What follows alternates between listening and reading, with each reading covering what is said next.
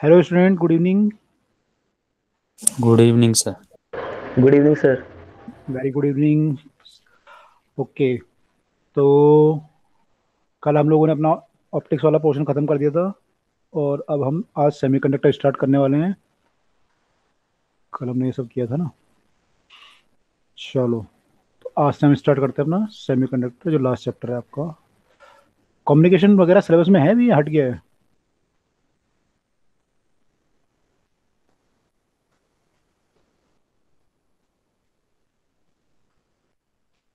Communication वगैरह check किया किसी ने? सिलेबस में भी है या इस बार कुछ चेंज हुआ है उसमें? नहीं है सर। नहीं है। चलो, यानी हमारा लास्ट चैप्टर ही होगा फिर ये।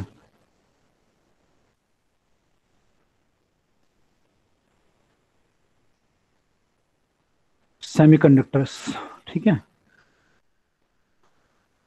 तो इनको समझते हैं कि सेमीकंडक्टर हमारे क्या होते हैं, इनकी ज़रूरत क्या होती है और इनमें ऐसी क्या प्रॉपर्टी होती है जो कि इंसुलेटर और कंडक्टर में नहीं होती, कि हमें सेमीकंडक्टर यूज़ करने पड़ जाते हैं। तो ये हमें इसमें समझना है। तो आपके इसमें सेमीकंडक्टर कैसे बनते हैं उन सब के बारे में लिखा हुआ है। इंट्रिंसिक एक्सट्रिंसिक सेमीकंडक्टर क्या होते हैं, फिर उनसे मिला के डायोड कैसे बनाते हो, फिर ट्रायोड कैसे बनाते हो, ट्रांजिस्टर कैसे बनाते हो, वो सब हमें देखना है। ठीक है, तो पहले सेमीकंडक्टर की बात करते हैं। सेमीकंडक्टर आपको पता है, आपने अब तक जो पढ़ा है वो मेटल और इंसुलेटर पढ़ा है। और सेमीकंडक्टर जो है उसके बीच के प्रॉपर्टी शो करते हैं। तो जो मेटल हैं और जो इंसुलेटर हैं, आपको पता है कि उनकी जो प्रॉपर्टी होती है या रेसिस्टिविटी होती है या कंडक्टिविटी होती है, मेटल की सबसे ज़्यादा कंडक्टिविटी होती है और सबसे कम रेसिस्टिविटी बोल सकते हो होती है। तो अगर हम मेटल को देखें तो मेटल की जो रेसिस्टिविटी होती है, एक तो आपके मेटल हैं और एक नॉन मेटल बोलो या इंसुलेटर। नॉन मेटल यानी इंसुलेटर बोलता हूँ मैं। इंसुलेटर जो है, इनके बीच में सेमीकंडक्टर होते हैं।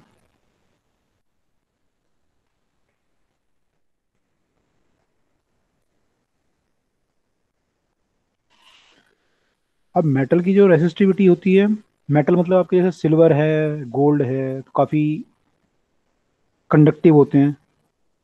तो इनकी जो रेसिस्टिविटी होती है वो अराउंड 10⁻², में काफ़ी कम होती है। 10⁻8 ओम मीटर।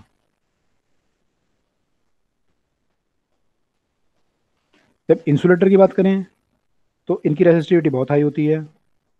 हाई मतलब 10⁻8 मीटर से भी बियॉन्ड, 10⁻8 ओम पर मीटर से भी बियॉन्ड।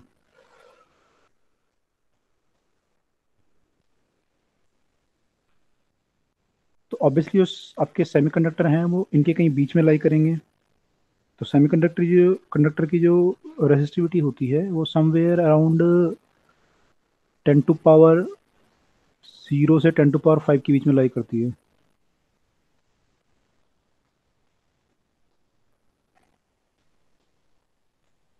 तो इनको हम बोलते हैं सेमीकंडक्टर। ठीक है, अब इनमें ऐसा क्या स्पेशल है सेमीकंडक्टर में कि हमें कंडक्टर को छोड़ के सेमीकंडक्टर यूज करना पड़ेगा या इंसुलेटर को छोड़ के सेमीकंडक्टर यूज करना पड़ेगा।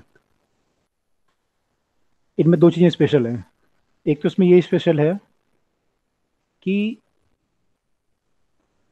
इसमें जो आप कंडक्टिविटी है, इसकी कंडक्टिविटी जो बेसिकली डिपेंड करती है वो इसके नंबर ऑफ फ्री इलेक्ट्रॉन पे और होल पे डिपेंड करती है।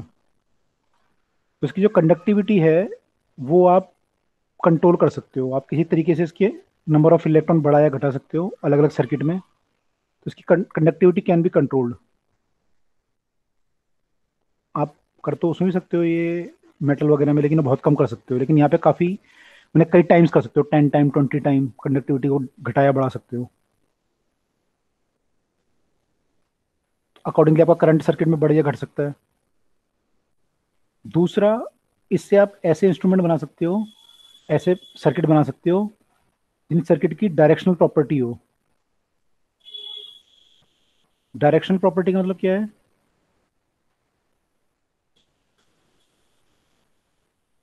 कि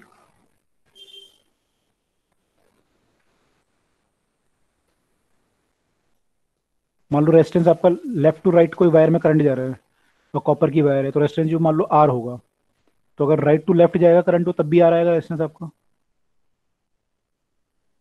अगर करंट यू जाएगा तब भी वैल्यू इसकी आई, रेजिस्टेंस आ रहेगा। लेकिन सेमीकंडक्टर में आप ये चेंज कर सकते हो। आप ऐसा कुछ सेमीकंडक्टर डायोड वगैरह जब बनाओगे तो आप देखोगे वहाँ पे कि आपका यहाँ का रेजिस्टेंस तो बहुत कम होगा, इस तरफ को जब जाएगा तो रेजिस्टेंस बहुत कम होगा, इस तरफ को आएगा तो रेजिस्टेंस बहुत ज़्यादा होगा, ऑलमोस्ट इनफाइनाइट के बराबर। तो करंट इधर को फ्लो ही नहीं करेगा, बहुत कम करंट फ्लो करेगा, ऑलमोस्ट जीरो करंट फ्लो करेगा, और यहाँ को करंट फ्लो कर जाएगा। तो you can give the directional property to the circuit, और आप इसकी कंडक्टिविटी भी कंट्रोल कर सकते हो अलग अलग सर्किट्स में। तो ये इसकी विशेष प्रॉपर्टी, स्पेशल प्रॉपर्टीज हैं जो हम सेमीकंडक्टर को यूज करते हैं मेटल और इंसुलेटर के मुकाबले। ठीक है,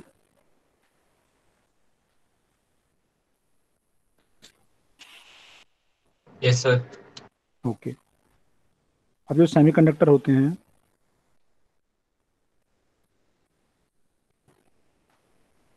ये एलिमेंटल भी हो सकते हैं और कंपाउंड भी हो सकते हैं। एलिमेंटल मतलब कुछ एलिमेंट भी सेमीकंडक्टर की प्रॉपर्टी फॉलो कर शो करते हैं, और नहीं तो आप कंपाउंड बना सकते हैं जो कि प्रॉपर्टी शो करेंगे। तो ये एलिमेंटल हो सकते हैं। एग्जांपल क्या होते हैं एलिमेंटल में, कौन से एलिमेंट शो करते हैं? Silicon, metalloids. Silicon, germanium. Germanium, ये सब शो करते हैं। ठीक है, और ये कंपाउंड भी हो सकते हैं। कंपाउंड आपको बनाने पड़ेंगे। कंपाउंड जैसे कि कैडमियम सल्फाइड अगर बनाओगे तो ये शो करता है इसमें, और गैलियम आर्सेनिक का कंपाउंड बन सकता है। और भी कई सारे एग्जांपल दिए हुए किताबों में, इंडियम फास्फोरस दिया हुआ है, एक्सेट्रा। तो एक कंपाउंड भी हो सकते हैं। अब कंपाउंड भी जो है कई तरह के हो सकते हैं, ऑर्गेनिक, इनऑर्गेनिक हो सकते हैं। ये इनऑर्गेनिक एग्जांपल हैं। कुछ ऑर्गेनिक भी होते हैं जो शो करते हैं। तो ऑर्गेनिक में पॉलीमर भी होते हैं कुछ, और कुछ आपके और कंपाउंड भी होते हैं, है ना। तो इसमें ऑर्गेनिक भी हो सकते हैं, जैसे कि अगर आप देखोगे तो एंथ्रासीन लिखा है इसमें। I don't know what is the formula for that. Sir 3 ring होते हैं उसमें, एंथ्रेसिन में।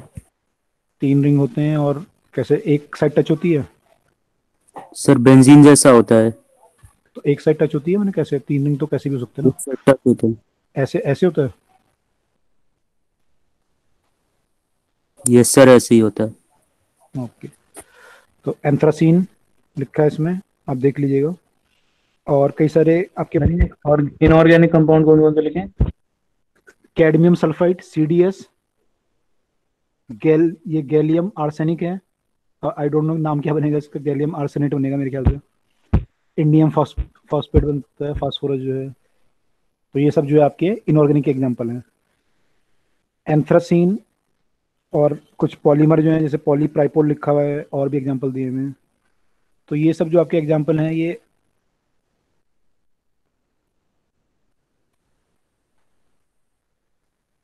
पॉलीपायरोल लिखा है, पॉलीपायरोल, ये आई डोंट नो क्या कंपाउंड होता है। तो ये ऑर्गेनिक का कंपाउंड है। ठीक है, एंथ्रासीन, पॉलीपायरोल। तो इसमें मैंने दोनों हो सकते हैं। तो ये एलिमेंटल हो सकता है, कंपाउंड भी हो सकता है। कंपाउंड में ऑर्गेनिक और इनऑर्गेनिक दोनों हो सकता है। ठीक है, ये कैडमियम था, कैडमियम सल्फाइड, CdS। चलो, तो ये तो हमने देखा भी बेसिक इसकी चीजें, सेमीकंडक्टर में क्या क्या चीजें होती हैं। अब ये सेमीकंडक्टर कैसे बनता है, इसके अंदर की क्या फिजिक्स क्या होती है, इसमें इलेक्ट्रॉन कैसे मूव करते हैं, होल कैसे मूव करते हैं, कंडक्शन बैंड क्या होते हैं, वैलेंसी बैंड क्या होते हैं, क्यों बनते हैं, वो सब हमें देखना है। ऐसा इसमें क्यों होता है, और ऐसा क्या इसमें होता है कि इसकी जो कंडक्टिविटी है वो मेटल और इंसुलेटर के बीच में आ जाती है। तो वो हमें अब देखना है। ठीक है, तो थोड़ा सा हमें पीछे जाना पड़ेगा। आप लोगों को ध्यान होगा जब हमने एटॉमिक फिजिक्स पढ़ी थी। सर पिछली स्लाइड दिखा दो, नोट कर रहे थे। नोट कर लेते हैं। ये तो आप लेक्चर में भी वो कर सकते हो नोट, नहीं बाद में, या क्लिक फोटो क्लिक नहीं लेते आप लोग? नहीं सर। अच्छा, आराम से लेक्चर देख के भी रिकॉर्ड कर सकते हो। लेक्चर खोला करो, किताब खोला करो, हो गया सर।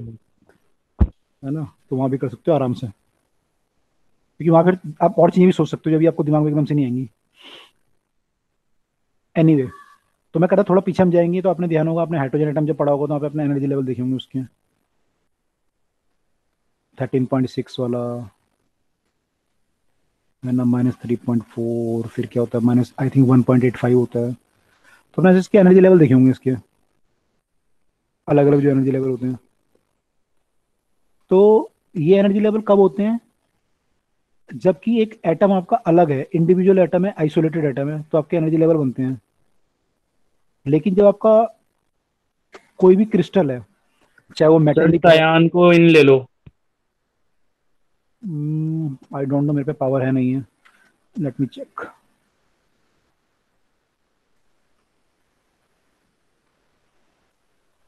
आ गया क्या शान, ये अभी वो कर रहा है, मेरे पास नहीं है ये।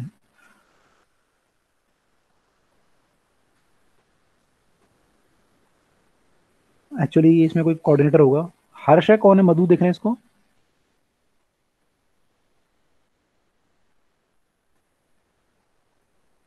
अभी ले लेंगे वो लोग, ठीक है, क्योंकि मैं भी एक्चुअली इन आया हूँ, मेरे को भी परमिशन दी हुई किसी ने, तो इन जिसने स्टार्ट किया होगा ना, ये एडमिन जो है ये हर्ष या मधु होंगे, वो लोग कर रहे होंगे, तो अभी ले लेंगे। आप पे मैसेज आया क्या शायन का? Yes sir. यस। अच्छा, ओके। हो सकता है एडमिन अभी इधर उधर कहीं कुछ कर रहे होंगे अभी, तो अभी कर लेंगे, अगर नहीं करेंगे बाई चांस तो फिर हम वो कर लेंगे, है ना, मैं मेरे को बता देना, मैं बात कर लूंगा फोन करके उनको, अभी कर लेंगे इन उनको भी। मेरे पास तो पावर है नहीं यहाँ पे, नहीं तो मैं कर लेता हूँ।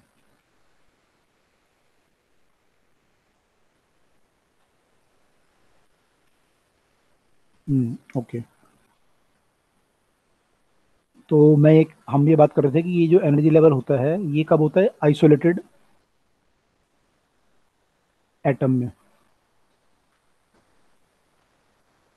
ये हाइड्रोजन लाइक एटम है, मान लो हाइड्रोजन लाइक ना होता, कॉपर होता, कुछ और होता, जो कि मान लो उसमें 29 इलेक्ट्रॉन होते तो उसका कुछ बनता एनर्जी लेवल, लेकिन ऐसा कुछ बनता, डिस्क्रीट एनर्जी लेवल बनता।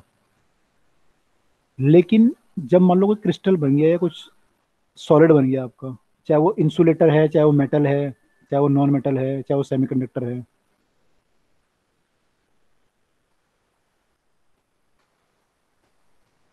और चाहे सेमीकंडक्टर, तीनों के लिए वैलिड है ये।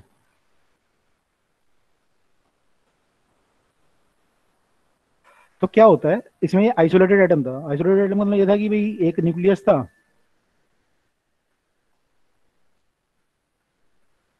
और यहाँ इलेक्ट्रॉन घूम रहा था।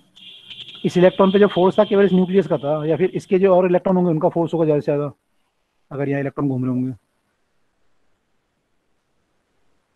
ठीक है, इनका फोर्स होगा। लेकिन जब आपका एक क्रिस्टल बना तो वहाँ पे एक एटम तो है नहीं, वहाँ तो लाखों एटम है, वहाँ तो लाखों एटम एक दूसरे के आसपास। तो अब यहाँ पे कोई इलेक्ट्रॉन अगर घूम रहा है, इस पे तो कई सारे लोग फोर्स लगाने लग जाएंगे, ये भी लगाने लग जाएगा, इसका इलेक्ट्रॉन, इसका इलेक्ट्रॉन, इसका न्यूक्लियस, इसका न्यूक्लियस, कई सारे फोर्स लगने लगेंगे इस पे, यहाँ से लगने लगेगा, तो इस इलेक्ट्रॉन पे कई सारे फोर्स लगने लगेंगे। तो अब ये ऐसा, इसका जो एनर्जी लेवल है वो ऐसा नहीं होगा। पहले क्या था, आपके इलेक्ट्रॉन यहाँ पे थे, कुछ इलेक्ट्रॉन यहाँ पे होंगे, कुछ इलेक्ट्रॉन यहाँ पे होंगे, है ना, मान लो यहाँ पे दो होंगे, यहाँ पे 8 होते हैं, जैसे भी आपको जो भी सिस्टम होता है, ऐसे इलेक्ट्रॉन थे अब।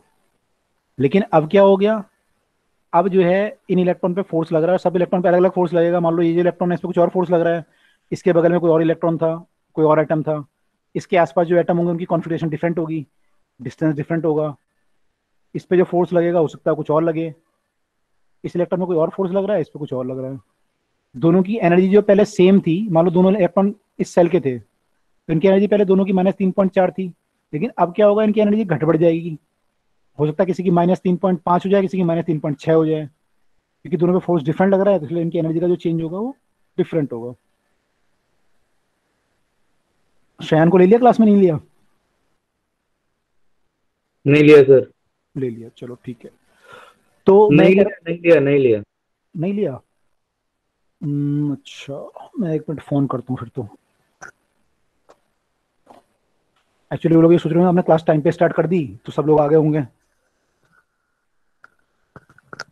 Just a minute.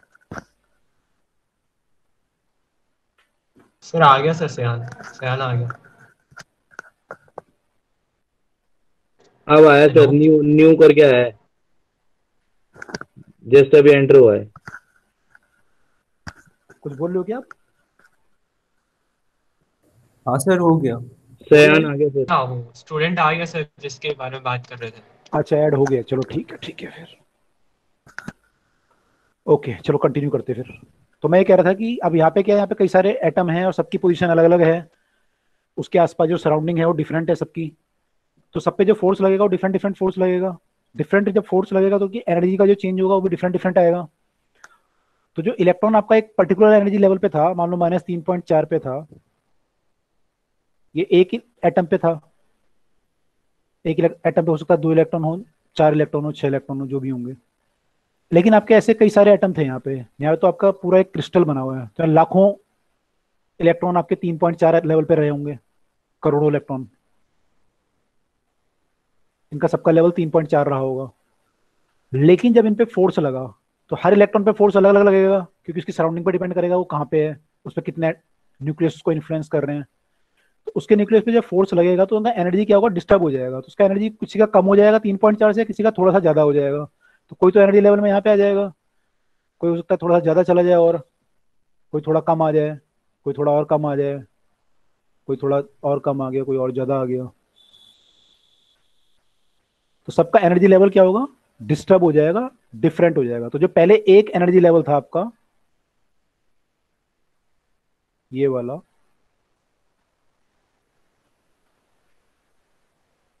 वो डिस्टर्ब होकर अब क्या हो गया, कई सारे एनर्जी लेवल में डिवाइड हो गया। And you will have the billions of electron. आप तो मोल में बात करोगे, 5 मोल इलेक्ट्रॉन, 10 मोल इलेक्ट्रॉन। तो ये जो एनर्जी लेवल भी डिवाइड होगा, ये कई सारे लाइंस बन जाएंगी, बिलियंस ऑफ लाइंस बन जाएंगी। It will behave like a band. जो आपका -3.4 था वो कई सारे लाइंस में ब्रेक हो गया, above the 3.4 and below the 3.4। तो ये एक कुल मिला के एक बैंड बन जाएगा पूरा। तो जो एक एनर्जी का लेवल था, जो एक लाइन थी, वो अब बन चुका है एक एनर्जी का बैंड। बिकॉज ऑफ किसके, आसपास के जो एटम आपके इन्फ्लुएंस कर रहे हैं, आसपास के जो इलेक्ट्रॉन आपको इन्फ्लुएंस कर रहे हैं या न्यूक्लियस इन्फ्लुएंस कर रहे हैं, उसके कारण ये सब कहानी हुई। और ये तीनों केस में मेटल, नॉन मेटल, सेमीकंडक्टर, ऐसा नहीं है कि केवल सेमीकंडक्टर में ऐसा होगा, तीनों केस में ऐसा होगा। इतनी बात समझ में आई सबको? Yes sir. Yes sir. ठीक है। तो क्योंकि आइसोलेटेड एटम तो होता नहीं रियल लाइफ में, रियल लाइफ में तो भाई क्रिस्टल ही होंगे। क्रिस्टल में ही कहानी चलेगी, और वो कहानी फिर ऐसे कुछ बैंड बनाएगी। एनर्जी लेवल आपको ऐसे एनर्जी लेवल दिखेंगे नहीं लाइफ में, ऐसे बैंड दिखेंगे जब आप रियल लाइफ के एग्जांपल देखोगे। तो अब ये एनर्जी बैंड जो बना, आपको क्या लगता है ज्यादा फर्क कहाँ पे पड़ेगा, बाहर वाले ऑर्बिटल पे ज्यादा फर्क पड़ेगा इन एनर्जी बैंड बनने का, या अंदर वाले के एनर्जी बैंड इजीली बन जाएंगे? ज्यादा फर्क कहाँ, फोर्स कहाँ लगेगा, बाहर वाले इलेक्ट्रॉन्स पे, अंदर वाले इलेक्ट्रॉन पे? सर अंदर वाले इलेक्ट्रॉन्स पे। क्यों अंदर वाले पे क्यों लगेगा? सर क्योंकि बाहर वाले इलेक्ट्रॉन्स उन पे फोर्स डालेंगे। नहीं, वो तो वैसे भी, वो तो भाई जब इंडिविजुअल ये एटम था वो तो तब लग ही रहा था। अब जब कई सारे एटम आपस में इन्फ्लुएंस में आ गए, ऐसे सब ये बन गया, खिचड़ी बन गई यहाँ पे। तो अब जो इलेक्ट्रॉन इसका बाहर घूम रहा है और एक इलेक्ट्रॉन यहाँ अंदर घूम रहा है, इस पे फर्क ज्यादा पड़ेगा इसकी फोर्सेस का, या इस पे फर्क पड़ेगा अंदर वाले पे, इसके जो फोर्सेस लगेंगे इसके कारण, दूसरे एटम के कारण? बाहर वाले इलेक्ट्रॉन में फर्क पड़ेगा, अंदर वाले पे पड़ेगा ज्यादा? इसका जो फोर्स लगेगा, बाहर वाले पे पड़ेगा क्योंकि वो दोनों न्यूक्लियस के एक इक्वल डिस्टेंस पे होगा। हाँ वो बने थोड़ा बाहर है ना, तो उसका डिस्टेंस कम होगा इसके एटम्स से। जो अंदर वाला इलेक्ट्रॉन होगा उसका डिस्टेंस ज्यादा होगा, उसका फोर्स कम हो जाएगा। इनवर्स स्क्वायर लॉ फॉलो करता है ना, कूलम लॉ। तो अंदर वाले जो अंदर एम्बेडेड हैं, एटम के जो अंदर हैं, उन पे इन्फ्लुएंस कम पड़ेगा, बाहर वाले पे इन्फ्लुएंस ज्यादा पड़ेगा। ये बात समझ में आई? Yes sir. ठीक है। तो जो सबके, इसके भी जो अंदर वाले होंगे उन पे फर्क कम पड़ेगा, जो बाहर वाला होगा उस पर फर्क ज्यादा पड़ेगा। तो आपके जो बाहर वाले इलेक्ट्रॉन होंगे उन पे इन्फ्लुएंस ज्यादा पड़ेगा अपने सराउंडिंग का एज कम्पेयर टू अंदर वालों के। तो वो जो होगा वो क्या होगा, ज्यादा डिवाइड होंगे इन बैंडेड बैंड्स में एज कम्पेयर टू इन अंदर वालों के। ये कम होंगे, ये वाले बहुत कम डिवाइड होंगे, ये बाहर वाले ज्यादा डिवाइड होंगे। इतना समझ में आया? Yes sir. ठीक है। अब देखो होता क्या है कि ये सारे बैंड बन जाते हैं कब, जबकि एटम बहुत क्लोज आ गया आपके तब। बहुत क्लोज मतलब लगभग एंगस्ट्रॉम में, कुछ जब एंगस्ट्रॉम में क्लोज आ गए काफी, तब ये चीजें ऐसी होती हैं। तो इनका जो बैंड बनते हैं एक्चुअली वो कैसे बनते हैं उसको हम देखते हैं। जो डायग्राम हमें दिया हुआ है किताबों में, क्या दिया हुआ है।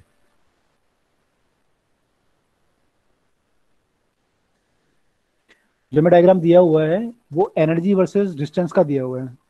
किसका डिस्टेंस? एटम के बीच का डिस्टेंस। एनर्जी किसकी?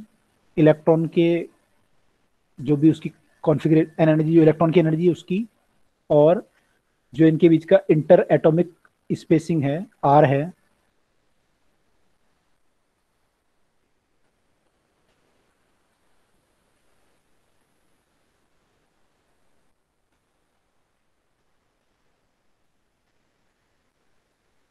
इनके बीच में ग्राफ है।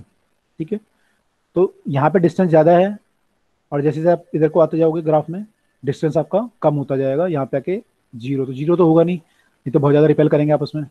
इसका मतलब ये होगा कि आपने एटम के अंदर एटम घुसा दिया, तो ये तो खैर होगा नहीं, लेकिन डिस्टेंस बहुत कम कर सकते हो आप। तो जब ये बहुत दूर दूर थे तो उस टाइम पे तो इनके एनर्जी लेवल बिल्कुल वेल डिफाइन थे। एनर्जी लेवल आपके, आपका तो जैसे 1s 2s 2p,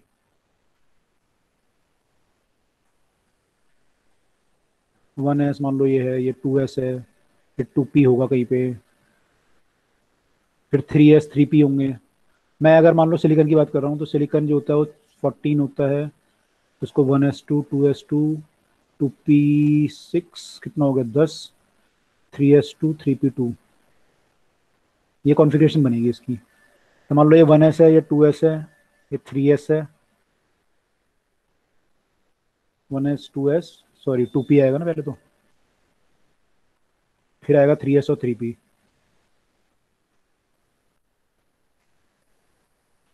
wait a second, 3s और 3p।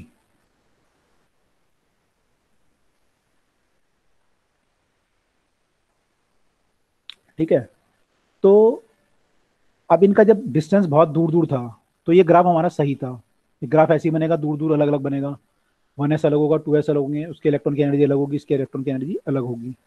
लेकिन जब ये क्लोज आना शुरू होंगे तो ये क्या होगा, ये आपके एनर्जी बैंड में स्प्लिट होंगे। और सबसे पहले कौन स्प्लिट होगा? ऊपर वाले, बाहर वाले। बाहर वालों पे इफेक्ट ज्यादा पड़ेगा, 3s 3p वगैरह पे इफेक्ट ज्यादा पड़ेगा एज कम्पेयर टू जो अंदर वाले आपके सेकंड सेल है और जो फर्स्ट सेल है। ये सेकंड सेल है, ये फर्स्ट सेल है, इन पे इफेक्ट कम पड़ेगा एज कम्पेयर टू बाहर वाली शेल के। तो बाहर वाली शेल जो होगी, इसका जो ग्राफ होगा जब ये डिस्टेंस कम होगा, तो ये ग्राफ लगभग ऐसा स्ट्रेट लाइन ना होके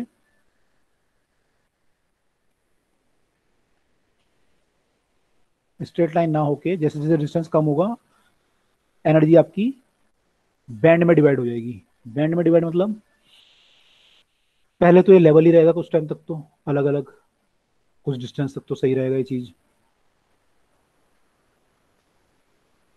उसके बाद जैसे डिस्टेंस आप कम करोगे, जैसे जैसे आप डिस्टेंस कम करोगे तो आपके ये जो एनर्जी लेवल है ये बैंड में डिवाइड होना शुरू हो जाएगा। यहाँ बैंड बनने शुरू हो जाएंगे, ये पूरे बैंड बने, ये बैंड, ये फिर बैंड और बड़ा हो गया, ऐसे बैंड ये बनना शुरू हो जाएगा।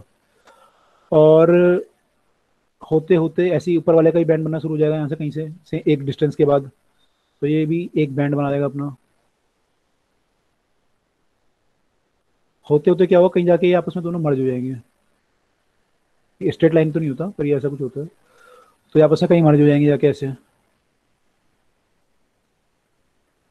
तो ये दोनों बैंड क्या हो गए, मर्ज हो गए, 3p के और 3s के। अब यहाँ पे इलेक्ट्रॉन कितने थे? यहाँ पे 2 इलेक्ट्रॉन थे और यहाँ पे भी 2 इलेक्ट्रॉन थे, लेकिन जगह यहाँ पे 6 इलेक्ट्रॉन की थी, है ना। 2 इलेक्ट्रॉन आई थिंक ऐसे होंगे सेम डायरेक्शन में स्पिन, यहाँ पे लेकिन इलेक्ट्रॉन की जगह 6 थी, तो 4 जगह खाली थी।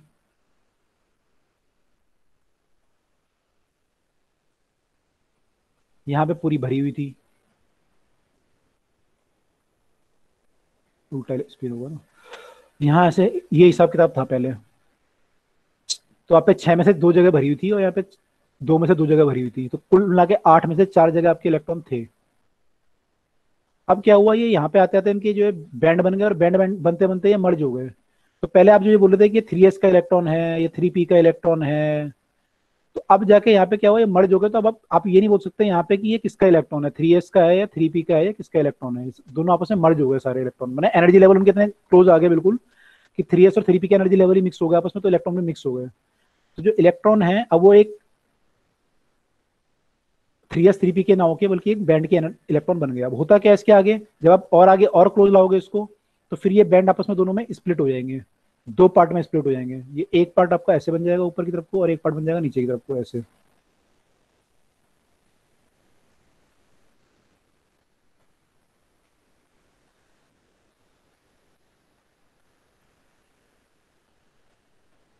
तो ये स्प्लिट होना शुरू हुए, और स्प्लिट होते होते एक लेवल पे जाके ये बिल्कुल ढंग से स्प्लिट हो गए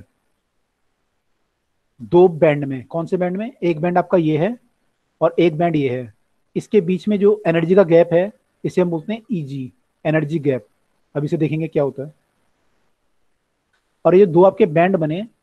अब जो सारे इलेक्ट्रॉन होते हैं आपके, जो भी इलेक्ट्रॉन थे पहले आपके 4 इलेक्ट्रॉन, वो चारों के चारों इलेक्ट्रॉन, 4 इलेक्ट्रॉन तो नहीं, केवल एक एटम की बात कर रहे हैं। मान लो 4 इलेक्ट्रॉन ना हो, यहाँ पे 4 बिलियन इलेक्ट्रॉन हो, अगर 1 बिलियन एटम है तो सारे के सारे इलेक्ट्रॉन इस बैंड में आए थे, नीचे वाले बैंड में, एट रूम टेम्परेचर पे। और इस बैंड का जो नाम होता है, इस बैंड को हम बोलते हैं वैलेंसी बैंड। इस बैंड का जो नाम होता है वो होता है वैलेंस बैंड। ऊपर वाला बैंड जो है खाली होता है रूम टेम्परेचर पे, और इसको हम बोलते हैं conduction band.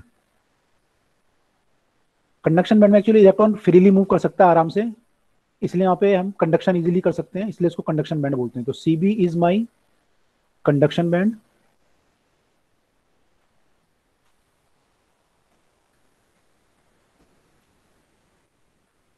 And VB is my valency band. तो जो आपकी आउटर मोस्ट इलेक्ट्रॉन थे, वैलेंसी इलेक्ट्रॉन, वो अब 2 पार्ट में डिवाइड हो चुके हैं, वैलेंसी बैंड और कंडक्शन बैंड में। और उनके बीच में जो एनर्जी गैप है इसको हम बोलते हैं एनर्जी गैप, या फिर हम बोलते हैं फॉरबिडन एनर्जी गैप। फॉरबिडन मतलब यहाँ पे अलाउ नहीं है, फॉरबिड है यहाँ पे, फॉरबिडन एनर्जी गैप। यानी कि वैलेंसी बैंड और कंडक्शन बैंड के बीच में इलेक्ट्रॉन का रहना अलाउ नहीं है, या तो वो ऊपर रह सकता है या फिर वो नीचे रह सकता है, उसके बीच में यहाँ पे अलाउ नहीं है। तो ये एक एनर्जी गैप है जिसे हम बोलते हैं फॉरबिडन एनर्जी गैप। अगर इसकी डेफिनेशन हम लिखना चाहें तो डेफिनेशन क्या है, ये कंडक्शन बैंड अगर आप देखो और वैलेंसी बैंड देखो, तो वैलेंसी बैंड में बहुत सारे एनर्जी लेवल हैं, ये भी एनर्जी लेवल है, ये भी है, ये भी है, ये भी है। ऐसी कंडक्शन बैंड में बहुत सारे एनर्जी लेवल है, चाहे वहाँ पे इलेक्ट्रॉन हो या ना हो, लेकिन एनर्जी लेवल तो है ही। अब इसका जो लोअर मोस्ट सबसे कम एनर्जी लेवल होता है और इसका जो मैक्सिमम एनर्जी लेवल होता है, इन दोनों के बीच की दूरी को हम बोलते हैं, इन दोनों के बीच के जो गैप होता है एनर्जी गैप को, उसको बोलते हैं हम ईजी, फॉरबिडन एनर्जी गैप। तो अगर डेफिनेशन आएगी तो आपको लिखना पड़ेगा कि lower most energy of the conduction band, it is the energy gap between the lower most energy of the energy gap and the energy band, sorry conduction band, and upper top maximum energy of the valency band electron. उनके बीच का जो gap होता है उसको हम forbidden energy gap बोलते हैं। ठीक है, तो ये 3 चीजें क्लियर हो गई सबको, वैलेंसी बैंड, कंडक्शन बैंड और एनर्जी गैप। ये क्लियर हुआ? Yes sir. ओके। अब जो सारे आपके इलेक्ट्रॉन होते हैं, मैंने आपको बताया जो आपके इलेक्ट्रॉन होते हैं सारे के सारे कहाँ भाग जाते हैं, वैलेंसी बैंड में चले जाते हैं। ठीक है, अच्छा ये तीनों के लिए हुआ, ये काम किसके लिए हुआ, तीनों के लिए हुआ। मैंने तीनों मतलब सेमीकंडक्टर, कंडक्टर और इंसुलेटर के लिए। अब ये एनर्जी गैप पे डिपेंड करेगा कि वो क्या बनता है। ये जो बनता है लैटिस, ये आपका सेमीकंडक्टर बनता है, कंडक्टर बनता है या इंसुलेटर बनता है, तो उस पर डिपेंड करेगा। ठीक है, अच्छा जहां पे आपका एनर्जी गैप वेल डिफाइंड हो जाता है, ये डिस्टेंस आपका जो आता है, अगर आप सिलिकॉन का केस देखेंगे तो ये लगभग 1 एंगस्ट्रॉम के करीब आता है यहाँ पे डिस्टेंस, जहाँ पे आपका एनर्जी जो दोनों बैंड है, कंडक्शन बैंड और वैलेंसी बैंड, वो वेल डिफाइंड हो गए, और दोनों के बीच में एनर्जी गैप एक फिक्स हो गया कि इतना एनर्जी गैप है यहाँ पे, मतलब एक डिफाइंड हो गया। यहाँ से तो उन्होंने सेपरेट होना शुरू हुआ था, यहाँ पे वेल सेपरेटेड हो गया आपस में, तो लगभग 1 एंगस्ट्रॉम के बीच में आता है। ठीक है, अब अच्छा नीचे वाले भी स्प्लिट हो जाएंगे आपके, लेकिन नीचे वाले में क्या होगा, स्प्लिटिंग बहुत कम होगी। तो नीचे वाले में स्प्लिटिंग बहुत देर में शुरू होगी जब ये बहुत क्लोज आ जाएंगे, और बहुत कम स्प्लिटिंग होगी। तो ग्राफ कुछ ऐसा बना रखा है किताबों में, वहां भी आपके बैंड बनेंगे, लेकिन वो बहुत जब ये पास आ जाएगा तब जाके बनेगा। ठीक है, यहाँ पे पहले बनने शुरू हो गए, यहीं से शुरू हो गए थे बनने, क्योंकि ये बाहर थे आपके इलेक्ट्रॉन। ठीक है, अब एनर्जी गैप पे मैं कह रहा था कि एनर्जी गैप पे डिपेंड करेगा कि क्या बनता है, कंडक्टर, इंसुलेटर या फिर सेमीकंडक्टर। तो कंडक्टर में क्या होता है, कंडक्टर में तो ये होता है भाई, आपकी जो कंडक्शन बैंड होता है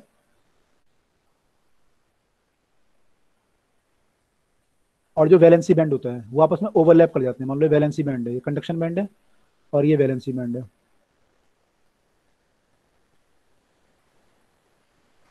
वैलेंसी बैंड यहां से शुरू हुआ नीचे से, और यहाँ पे खत्म हुआ।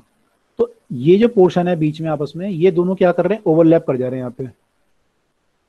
This was my conduction band and this was my valency band. इसमें ये जो पोर्शन है ये ओवरलैपिंग का है आपस में। तो इसका मतलब क्या हुआ, इसका मतलब ये हुआ कि कई सारे इलेक्ट्रॉन आपके जो वैलेंसी बैंड में, क्योंकि इलेक्ट्रॉन थे, तो कई सारे इलेक्ट्रॉन क्या होंगे, कंडक्शन बैंड में चले जाएंगे, तो वहाँ पे कंडक्शन करेंगे। तो वहाँ पे अगर कंडक्शन करेंगे तो इसमें क्या होगा, कंडक्शन बहुत इजीली होगा, तो इसलिए ये क्या होगा, कंडक्टर की तरह बिहेव करेगा। यहाँ पे एनर्जी गैप कितना है, 0 बोल सकते हो आप लगभग, क्योंकि ओवरलैप ही कर गया वो। तो यहाँ पे एनर्जी गैप क्या है इनके बीच का, 0। अब मान लो ये इंसुलेटर होता, इंसुलेटर में बहुत ज्यादा एनर्जी गैप हो जाता। इंसुलेटर में कंडक्शन बैंड यहाँ कहीं होता मान लो, और वैलेंसी बैंड आपका यहाँ कहीं होता। इसका जो एनर्जी गैप होता है वो ज्यादा होता है 3 इलेक्ट्रॉन वोल्ट के से भी। 3 इलेक्ट्रॉन वोल्ट से ज्यादा एनर्जी गैप जब होता है तो इंसुलेटर की तरह बिहेव करता है। और सेमीकंडक्टर में कंडीशन इन दोनों के बीच में होती है।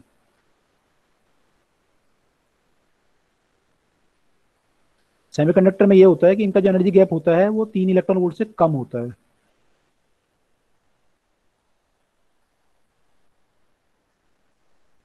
इन दोनों का जो एनर्जी गैप होगा वो 3 इलेक्ट्रॉन वोल्ट से कम होगा। फॉर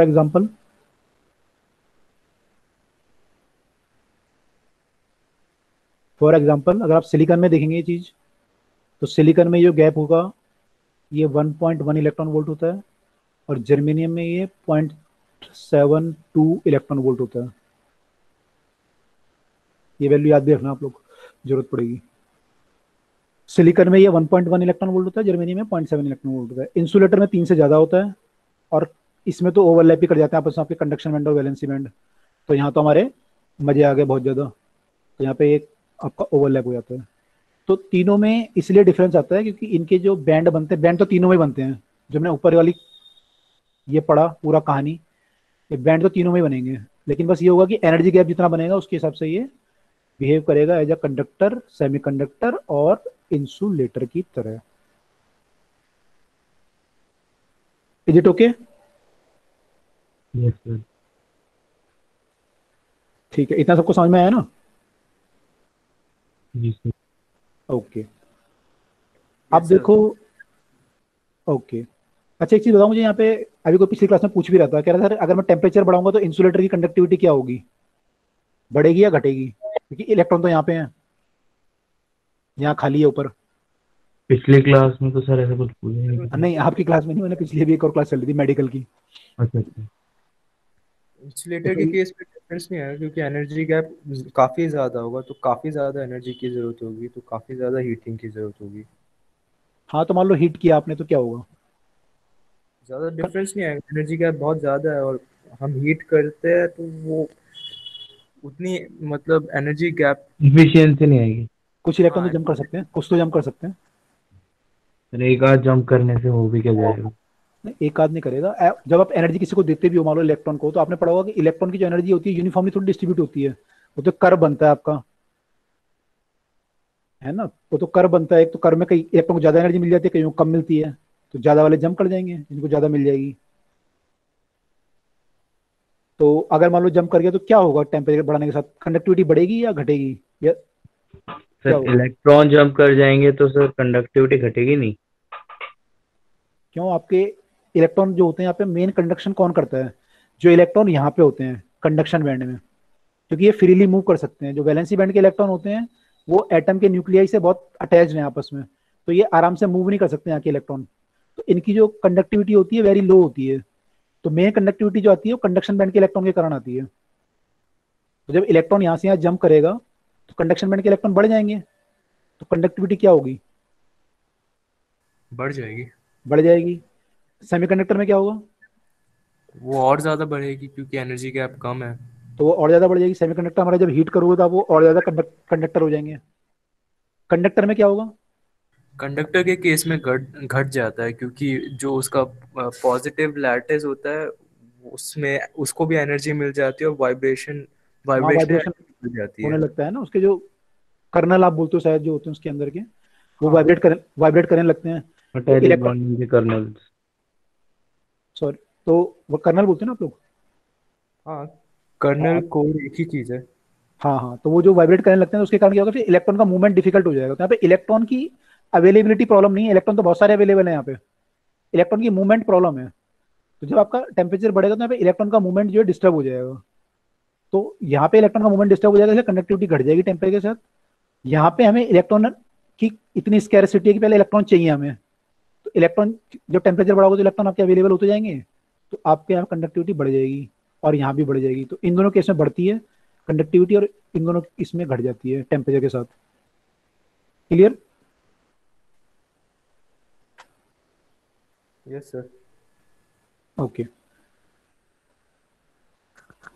तो हम ये बात कर रहे थे कि ये एनर्जी गैप पे डिपेंड करेगा आपका कि ये क्या बनेंगे, मैंने ये it will become a conductor, insulator या फिर सेमीकंडक्टर। तो सेमीकंडक्टर का हमने देख लिया कि एनर्जी गैप हमारा कम होना चाहिए, तो उन्हें हम बोलते हैं सेमीकंडक्टर। ठीक है। अच्छा, अब होता क्या है एक्चुअली, हमने सिलिकॉन वगैरह देखा, तो सिलिकॉन वगैरह में क्या होता है कि, या जर्मेनियम देखा या कोई भी आप ले लो, मतलब सिलिकॉन ले लिया आपने। अब सिलिकॉन में क्या होता है, चार एटम होते हैं आउटर मोस्ट, अभी आपने देखा है ना, 3s2 और 3p2 आ रहे थे मेरे ख्याल से। चार इलेक्ट्रॉन जो है वो चार बॉन्ड बनाएंगे इसमें। तो यहाँ मान लो सिलिकॉन है, वो अपने आसपास के चार एटम के साथ चार बॉन्ड कोवेलेंट बॉन्ड बना देगा। इसमें दोनों इलेक्ट्रॉन की शेयरिंग होगी, एक इलेक्ट्रॉन इसका होगा एक इलेक्ट्रॉन इसका होगा, ऐसे बना के रखेंगे शेयरिंग। ऐसे ही आपका जो है सारे वो करेंगे, तो चार चार क्या करेगा ये अपनी ऑक्टाव कंप्लीट करेगा, पूरी आपकी वैलेंसी जो होगी, तो वो सभी कंप्लीट अपनी जो है करेगा इससे आसपास के साथ बॉन्ड बना के। अब होगा क्या कि यहाँ पे मैंने सिंगल इलेक्ट्रॉन है, चार नहीं होंगे यहाँ पे, दो इलेक्ट्रॉन होंगे, क्योंकि दो इनके साथ जब बॉन्ड बनेगा तो एक एक इलेक्ट्रॉन शेयर होगा ना यहाँ पे। तो एक इलेक्ट्रॉन इसका मान लो, एक इलेक्ट्रॉन इसका मान लो, ये इलेक्ट्रॉन नहीं है यहाँ पे। ठीक है, ऐसे एक इलेक्ट्रॉन यहाँ पे हो गया, एक इलेक्ट्रॉन यहाँ पे हो गया। एक सिलिकॉन चार सिलिकॉन के साथ बॉन्ड बनाएगा। सॉरी, कोवलेंट ऐसे, बॉन्ड। हाँ अगर आप बनाना चाहोगे एक्चुअली आप बनाओगे तो ऐसे बनेगा,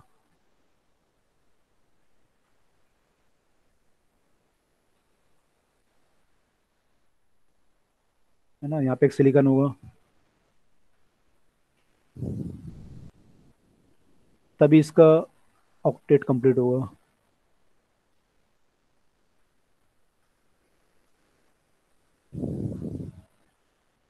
ठीक है, ऐसा बनेगा। ओके। अब क्या है कि ऐसे ये सारे बनाएंगे, ये वाला सिलिकॉन भी बनाएगा अपने आसपास, ये वाला सिलिकॉन भी बनाएगा, ये वाला सिलिकॉन भी बनाएगा। तो इसमें क्या है, सारे इलेक्ट्रॉन आपके बाउंड है, फ्री नहीं है मूव करने के लिए। तो जीरो केल्विन पे तो कोई भी मूव नहीं करता, बिल्कुल मूव ही नहीं करता आपस में ये। लेकिन अगर मान लो आपने रूम टेम्परेचर पे लिया है इससे, तो कुछ इलेक्ट्रॉन क्या होंगे अपने प्लेस से डिस्प्लेस हो जाएंगे, क्योंकि उसको एनर्जी मिल जाएगी। तो कुछ इलेक्ट्रॉन आपके जो डिस्प्लेस होकर इधर उधर मूव कर जाते हैं। मान लो यहाँ मूव कर गया तो यहाँ होल क्रिएट हो जाएगा, खाली हो जाएगा, यहाँ पे से होल बोलते हैं हम लोग। ठीक है, तो इलेक्ट्रॉन अगर यहाँ मूव कर गया तो यहाँ पे होल क्रिएट हो गया पीछे उसके, जहाँ से इलेक्ट्रॉन मूव किया है। तो ये जो है थोड़ा कुछ जो है उसमें होल और इलेक्ट्रॉन क्रिएट हो जाएंगे, और हो सकता है कुछ इलेक्ट्रॉन आपके जंप करके ऊपर वाले बैंड में यानी कि कंडक्शन बैंड में ही पहुंच जाए, तो वो भी पहुंच जाएंगे कुछ इलेक्ट्रॉन। लेकिन लेकिन क्या होगा कि ये इलेक्ट्रॉन जो आपके नीचे वाले थे वैलेंसी बैंड पे थे और कंडक्शन बैंड है, तो यहाँ से जंप करेंगे तो यहाँ होल क्रिएट हो जाएगा, यहाँ पे इलेक्ट्रॉन आ जाएगा, कुछ इलेक्ट्रॉन यहाँ आ सकते हैं। लेकिन क्या होगा, रूम टेम्परेचर पे अगर आप देखोगे तो रूम टेम्परेचर पे भी ये जो जंप होता है बहुत कम होता है, बहुत ही कम। तो आपका ये जो सेमीकंडक्टर है, इसमें जो नंबर ऑफ इलेक्ट्रॉन है, एक तो इसमें नंबर ऑफ इलेक्ट्रॉन जो होंगे फ्री इलेक्ट्रॉन और नंबर ऑफ होल के बराबर होंगे, ये आपको दिख ही रहा है क्योंकि जहाँ से इलेक्ट्रॉन आपका फ्री हुआ वहीं पे होल बन गया। तो ये नंबर ऑफ फ्री इलेक्ट्रॉन जो है नंबर ऑफ होल के बराबर होंगे, तो ये दोनों ही क्या होते हैं, बहुत कम होते हैं रूम टेम्परेचर पे भी। तो रूम टेम्परेचर पे भी आपका जो सिलिकॉन वगैरह जो है वो, उसमें फ्री इलेक्ट्रॉन जो यहाँ पे इलेक्ट्रॉन होने चाहिए या होल होने चाहिए बहुत कम होते हैं। तो ये बहुत अच्छा बिहेव नहीं करता, ये भी एक इंसुलेटर की तरह ही बिहेव करता है, इसमें बहुत कम आपके जो है फ्री इलेक्ट्रॉन होते हैं। तो इससे भी आपको कोई फायदा नहीं होता। अगर आप इसको एज ए सेमीकंडक्टर यूज कर भी लोगे डायरेक्ट सिलिकॉन को, तो आपको बहुत हाई टेम्परेचर चाहिए तभी जाके आपका फायदा होगा, नहीं तो रूम टेम्परेचर पे तो ये काम ही नहीं करेगा। लेकिन आपको तो सेमीकंडक्टर फायदेमंद तब होगा जब वो रूम टेम्परेचर पे काम करे। अब आप थोड़ी आप उस सेमीकंडक्टर को गर्म ही करते रहोगे हमेशा हीटर लगा के। आपको ऐसा सेमीकंडक्टर चाहिए जो कि आपको रूम टेम्परेचर पे काम कर दे। तो रूम टेम्परेचर पे काम कब करेगा आपका, जबकि वो कुछ इलेक्ट्रॉन यहाँ से यहाँ जंप करा दे, कुछ इलेक्ट्रॉन आपके यहाँ तो यहाँ से यहाँ जंप हो जाए। तो वो करने के लिए आपको इस सेमीकंडक्टर को आप यूज नहीं कर सकते। इस सेमीकंडक्टर को हम बोलते हैं इंट्रिंसिक सेमीकंडक्टर, क्योंकि उसमें बाहर से आपने कुछ मिलाया नहीं है, आपने बाहर से इसमें कोई भी इम्प्योरिटी वगैरह नहीं मिलाई है, तो हम इसे बोलते हैं इंट्रिंसिक सेमीकंडक्टर। तो ये आपके ज्यादा काम के नहीं है, क्योंकि यहाँ पे नंबर ऑफ होल और नंबर ऑफ इलेक्ट्रॉन बहुत कम है, हालांकि बराबर है दोनों आपस में, तो बहुत कम है। तो इसको हम बोलते हैं इंट्रिंसिक सेमीकंडक्टर। ठीक है, तो सिलिकॉन हमारे काम करनी है, इसको हम बोल सकते हैं इक्वल टू Ni। ये जो नंबर ऑफ इलेक्ट्रॉन है, number of electron per unit volume है, number of free electron per unit volume.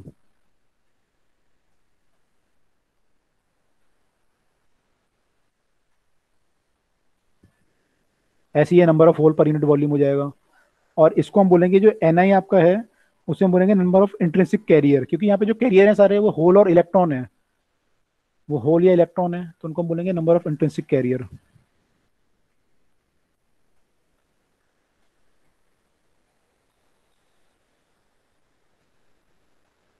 Number of intrinsic career.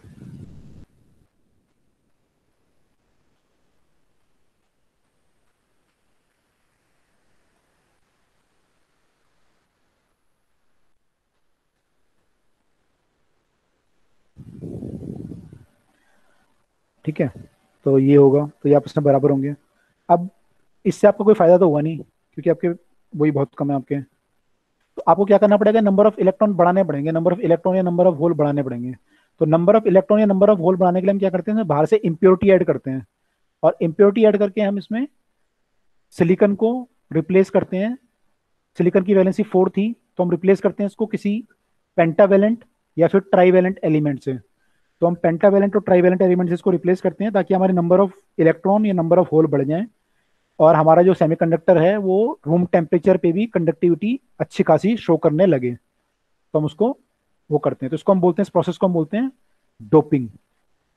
हम क्या करते हैं, इंट्रिंसिक सेमीकंडक्टर की डोपिंग करते हैं, और डोपिंग करने के बाद हमें क्या मिलता है, डोपिंग किससे करते हैं हम, या तो हम करते हैं नंबर, इससे मिलता क्या हमें, इससे हमें मिलता है एक्सट्रिंसिक सेमीकंडक्टर। मैंने इसमें कोई बाहर से आपने और कुछ ऐड कर दिया प्योर सिलिकॉन या प्योर जर्मेनियम के अलावा। अगर आप डोपिंग करोगे पेंटावेलेंट कंपाउंड से, तो क्या होगा,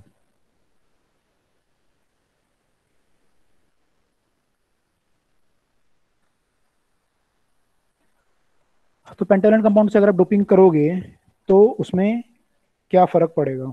पेंटावेलेंट मतलब एग्जांपल बताओ कोई पेंटावेलेंट का। गैलियम। गैलियम तो मेरे ख्याल से गैलियम इंडियम थैलियम हाँ silicon germanium gallium indium thallium तो उसी में आता है शायद मेरे ख्याल से।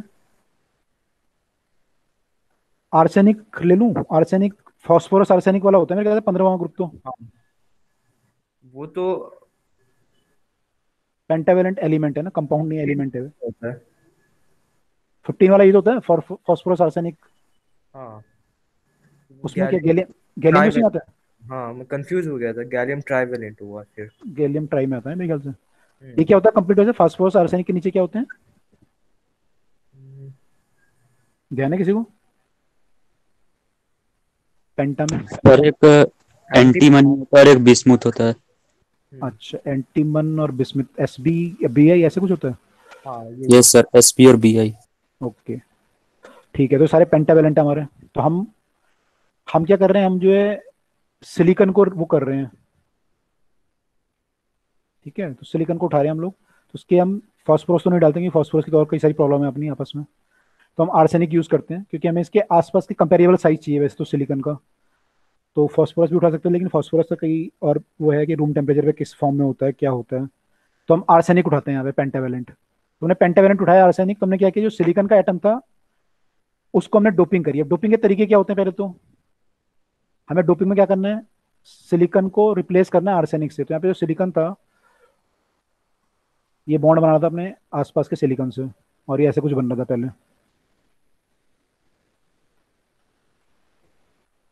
अब आपने क्या किया, यहाँ पे सिलिकॉन को उठा के आर्सेनिक घुसा दिया।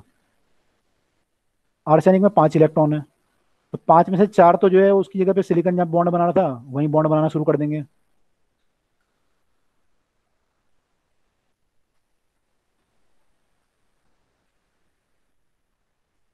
लेकिन इस पे इलेक्ट्रॉन 4 नहीं है, 5 है, तो इसका एक इलेक्ट्रॉन यहाँ फ्री रह जाएगा।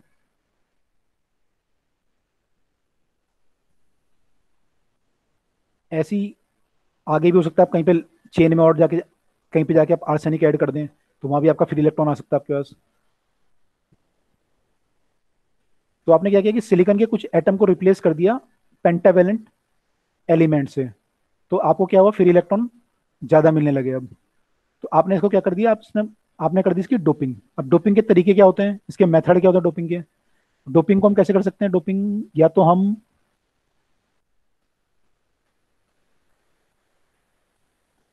डोपिंग कैसे कर सकते हो, या तो भाई आप इसको गला दो दोनों को आपस में, और गला के फिर जो है आपस में मिक्स कर लो। एक तरीका तो ये हो सकता है डोपिंग का, है ना। या तो आप इसको जो है मेल्ट कर लो, अब मेल्ट करके उसमें इम्प्योरिटी ऐड कर दो, है ना। मेल्ट एंड ऐड इम्प्योरिटी, इसको हम इम्प्योरिटी बोल रहे हैं, जो बाहर से हम ऐड कर रहे हैं आर्सेनिक वगैरह वो हम प्योर क्रिस्टल में ऐड कर रहे हैं, इसलिए हम इसको बोल रहे हैं इम्प्योरिटी। जैसे इस केस में आर्सेनिक है हमारा, या गैलियम इंडियम भी आएगा जब टेट्रा वाले करोगे। एक तो तरीका ये हो सकता है। दूसरा तरीका ये हो सकता है कि हम क्रिस्टलाइन सेमीकंडक्टर को,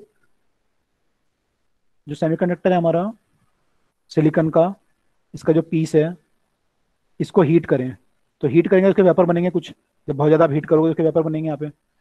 और आप क्या करोगे, सराउंडिंग का जो एटमॉस्फेयर है उसमें कुछ वेपर इंजेक्ट करा दो आर्सेनिक के। तो जब ये नीचे बैठेंगे वेपर तो क्या होगा कि कुछ जगह पे आर्सेनिक के वेपर भी इसके साथ बैठ जाएंगे नीचे, तो आर्सेनिक इसमें इनफ्यूज कर जाएगा। एक तरीका ये हो सकता है कि आप इसको एटमॉस्फेयर में डोपेंट जो एटम है आपका, डोपेंट एटम, उसमें इसको हीट करो।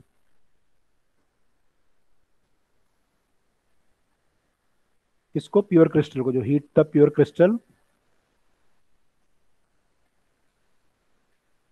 इन द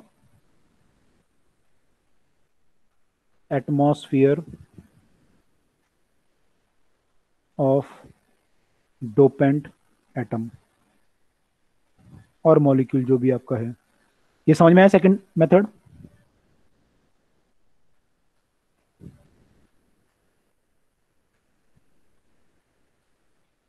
समझ में आया?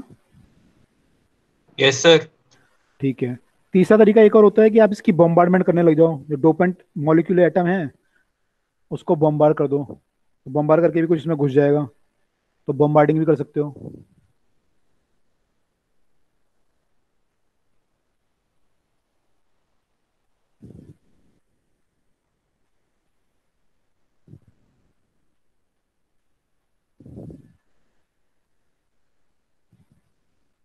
तो कई सारे तरीके हो सकते हैं डोपिंग के।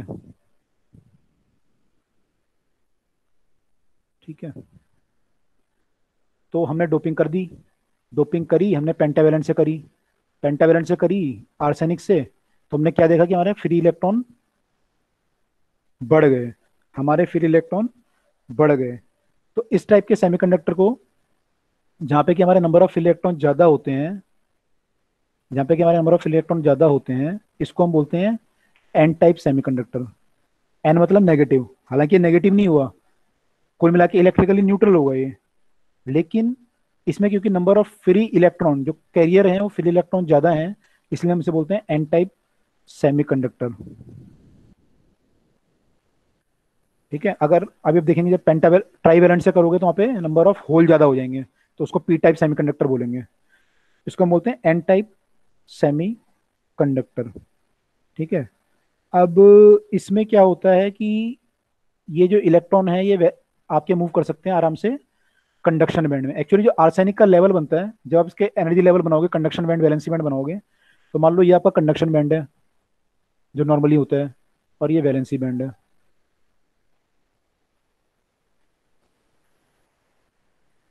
ये कब है, एक किसका है, प्योर क्रिस्टल का, जब सिलिकॉन था केवल। अब इसमें कौन आ गया, इसमें आ गया भाई साहब आर्सेनिक घुस गया बीच में। तो आर्सेनिक ने कहाँ पे एनर्जी लेवल बनाता है अपना, आर्सेनिक का जो एनर्जी लेवल होता है वो यहाँ कहीं होता है, कंडक्शन बैंड के जस्ट नीचे। तो यहाँ पे आपका जो है ये घुस जाएगा आर्सेनिक। तो ये क्या करेगा, ये इलेक्ट्रॉन देगा, इसमें इलेक्ट्रॉन है, फिर इलेक्ट्रॉन किसको देगा, इसको। तो इसके इलेक्ट्रॉन आराम से यहाँ आ सकते हैं, क्योंकि ये लेवल बहुत कम हो जाएगा। ये तो लेवल आपका मान लो सिलिकॉन में 1.1 का था, लेकिन जब यहाँ पे आर्सेनिक घुस जाएगा तो ये लेवल बहुत ही कम हो जाएगा, डिफरेंस तो बहुत ही कम होता है, 0 पॉइंट ऐसे कुछ होता है, 045 इलेक्ट्रॉन वोल्ट। तो ये तो बड़े आराम से इलेक्ट्रॉन यहाँ जंप कर जाएंगे कंडक्शन बैंड में। अब क्या होगा आपके कि कंडक्शन बैंड में इलेक्ट्रॉन कुछ आ जाएंगे, तो कंडक्शन बैंड में you will have some more number of electrons, तो आपकी कंडक्टिविटी क्या होगी, बढ़ जाएगी। अब ये डिपेंड करता है आपने कितनी डोपिंग की है, तो जितनी आप डोपिंग करोगे, जितनी आप डोपिंग करोगे उतनी आपकी कंडक्टिविटी बढ़ जाएगी, and this will become N type of semiconductor, N type of semiconductor. तो यहाँ पे मेजॉरिटी कैरियर कौन है, अच्छा जब यहाँ पे जंप करेगा इलेक्ट्रॉन तो यहाँ पे होल छोड़ जाएगा, पीछे जहाँ जंप करेगा पीछे होल छोड़ जाएगा, लेकिन होल कहाँ है, यहाँ पे है। कुछ होल तो यहाँ पे होंगे, कुछ होल यहाँ पे होंगे, यहाँ से भी कुछ इलेक्ट्रॉन जंप करे होंगे, तो ये होल इजीली मूव नहीं कर पाएंगे, होल की मोबिलिटी काफी कम होती है। और दूसरी बात ये है कि यहाँ पे कंडक्शन बैंड में क्या है, मेनली इलेक्ट्रॉन है, होल नहीं है, होल कम है कंडक्शन बैंड में, तो मेनली यहाँ पे इलेक्ट्रॉन है। जो मेजॉरिटी कंडक्टर है, जो मेजॉरिटी कैरियर है करंट के,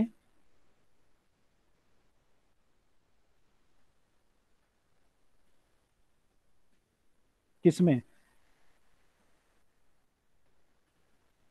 एन टाइप ऑफ सेमीकंडक्टर में, वो कौन है, इलेक्ट्रॉन या होल।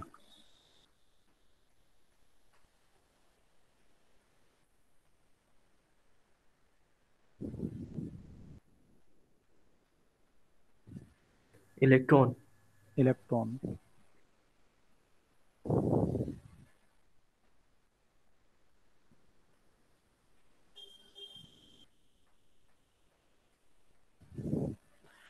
ठीक है, तो इसको हम बोलते हैं एक्सट्रिंसिक सेमीकंडक्टर। और एक्सट्रिंसिक में किसका एग्जांपल है ये, एन टाइप का। तो एक्सट्रिंसिक सेमीकंडक्टर दो टाइप के हो सकते हैं, एन टाइप या और पी टाइप। P type. तो एन टाइप हमने देख लिया कैसे बनेगा, एन टाइप हमने देख लिया कैसे बनेगा, इसका एनर्जी लेवल हमने समझ लिया कैसे होगा। अब देखते हैं पी टाइप कैसे बनेगा। पी टाइप कैसे मतलब समझ में आ रहा है आपको, तो लग तो ऐसा रहा है कि पॉजिटिव होगा, लेकिन वो भी पॉजिटिव नहीं होगा, वो भी न्यूट्रल होगा, वो भी क्या होगा, न्यूट्रल होगा। ठीक है, तो दोनों आपके न्यूट्रल ही होते हैं, चाहे वो एन टाइप हो चाहे पी टाइप हो, नाम से कंफ्यूज मत हो जाना। तो उसको अब देखते हैं कि पी टाइप में हमारा क्या बनेगा। तो पी टाइप में डोपिंग किसकी करोगे, टेट्रावैलेंट की करोगे।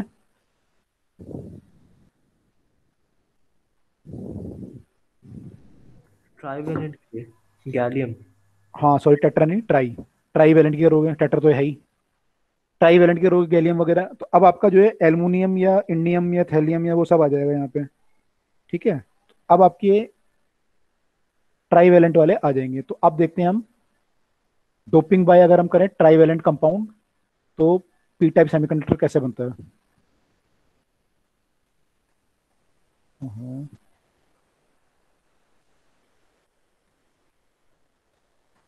Doping by trivalent element.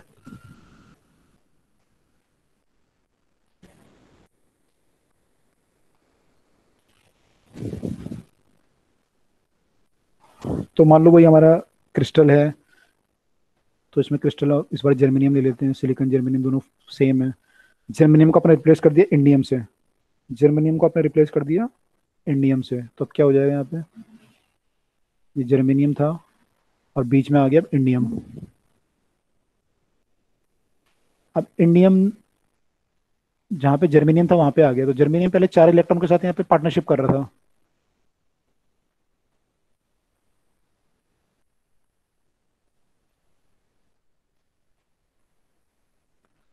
लेकिन इंडियम पे 3 इलेक्ट्रॉन है, तो एक जगह उसकी खाली रह जाएगी। जर्मेनियम तो वैसे ही रहेंगे जैसे पहले थे, लेकिन बीच में पहले जर्मेनियम था, अब बीच में जर्मेनियम की जगह पे इंडियम आ गया, तो यहाँ पे तो इलेक्ट्रॉन ठीक है जो पहले थे, 3 इलेक्ट्रॉन तो उसने पार्टनरशिप कर ली, लेकिन एक इलेक्ट्रॉन की जगह खाली रह गई। तो उसको हम बोलते हैं कि वहां पे क्या रह गया, हमारा होल रह गया एक बीच में, एक हमारा होल रह गया खाली। Hole is a kind of valence vacancy, मैंने खाली सीट है ये, यहाँ पे इलेक्ट्रॉन आ सकता है कहीं से जम करके, अगर यहाँ पे इलेक्ट्रॉन आएगा तो भर देगा इसे, नहीं आएगा तो खाली पड़ा रहेगा। तो हम बोलते हैं कि ये होल यहाँ पे खाली रह गया। ठीक है, अब ये जो होल होते हैं, ये आपके जो होल है यहाँ पे वो हो गए। अब यहाँ से क्या होता है कि ये इलेक्ट्रॉन कहीं से ले सकता है, एक्सेप्ट कर सकता है, जो क्रिस्टल बनाए हैं ये बाकी कहीं जर्मेनियम से इलेक्ट्रॉन वगैरह एक्सेप्ट कर सकता है, जो बाकी आपके जर्मेनियम वगैरह हैं एटम्स। अगर कहीं मान लो खाली इलेक्ट्रॉन पड़ा हुआ है, डिसलोकेट हो गया वो मान लो टेम्परेचर पे, जैसे हमने थोड़ी देर पहले देखा था, अभी डिसलोकेट हो जाता है ना आपका इलेक्ट्रॉन, जो इधर उधर भाग जाता है अपनी जगह से, तो हो सकता है कि कोई इलेक्ट्रॉन आपका खाली हो, वो आके होल को भर दे, ऐसे कुछ हो सकता है। तो ये जो है यहाँ पे भरेगा तो होल क्या होगा, फिर होल यहाँ पे आ जाएगा। तो इसमें क्या होगा, इलेक्ट्रॉन मूव कर रहा है, लेकिन हमें क्या लग रहा है कि होल मूव कर रहा है। ठीक है, तो बेसिकली ऐसे इलेक्ट्रॉन ही मूव करता है, लेकिन हम ये मानते हैं कि होल भी मूव कर रहा है साथ साथ। अब इसका जो अगर हम कंडक्शन बैंड वैलेंसी बैंड वाला हिसाब देखें, तो उसका कंडक्शन बैंड यहाँ पे था, वैलेंसी बैंड यहाँ पे था प्योर क्रिस्टल का। ठीक है, और इनमें जो दूरी होगी, ये अगर ये जर्मेनियम है तो दूरी 0.72 इलेक्ट्रॉन वोल्ट की दूरी होगी इनके बीच की आपस में। अब क्या हुआ कि इसमें बीच में कौन घुस गया, इंडियम। इंडियम क्या करता है, इंडियम जो है एक्चुअली पीछे क्या था, आर्सेनिक था। आर्सेनिक कहते हैं यहाँ पे काइंड ऑफ डोनर था, वो इलेक्ट्रॉन डोनेट कर रहा था क्योंकि उस पर फालतू इलेक्ट्रॉन थे तो डोनेट कर रहा था। तो उसने यहाँ पे एक एनर्जी लेवल बनाया अपना, और इसको हम बोलते हैं इस केस में डोनर एनर्जी लेवल। और वो किसके नीचे बनाया, उसने कंडक्शन बैंड के जस्ट नीचे बनाया, उसको हम बोलते हैं donor energy level.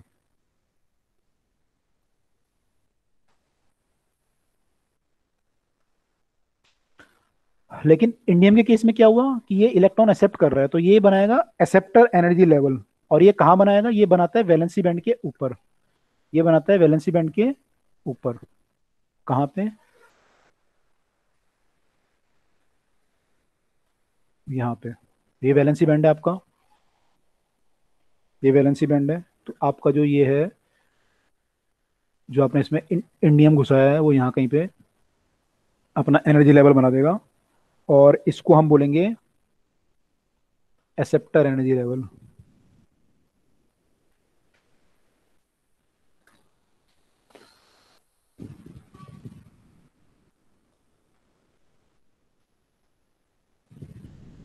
Acceptor energy level. तो ये क्या करेगा, यहाँ से जो है आपके इलेक्ट्रॉन वगैरह को नीचे से ऊपर जंप करा सकता है। इलेक्ट्रॉन को, जो इलेक्ट्रॉन नीचे होंगे उनको ये ऊपर एक्सेप्ट कर लेगा, यहाँ पे होल रह जाएगा फिर आपके पीछे। तो कुछ इलेक्ट्रॉन को ये ऊपर ले लेगा, तो आपके पीछे होल रह जाएंगे यहाँ पे। ठीक है, तो ये हम बोलेंगे एक्सेप्टर एनर्जी लेवल। ये किसने बनाया, ये बनाया आपके इंडियम ने। ठीक है, अब इस टाइप के सेमीकंडक्टर में क्या है कि आपके होल जो हैं, आपके जो होल हैं वो यहाँ पे ज़्यादा हो जाएंगे। तो हम बोलेंगे इसको कि यहाँ पे होल आपके ज़्यादा हैं, तो वी विल से कि this is a kind of P type of semiconductor. इसको हम बोलेंगे पी टाइप ऑफ सेमीकंडक्टर। और यहाँ पे जो मेजॉरिटी कैरियर हैं वो आपके होल होंगे, जो मेजॉरिटी कैरियर हैं वो होल होंगे यहाँ पे। इसको बोलेंगे पी टाइप ऑफ सेमीकंडक्टर। एक मिनट रुकना, एक मिनट आप होल्ड करिए।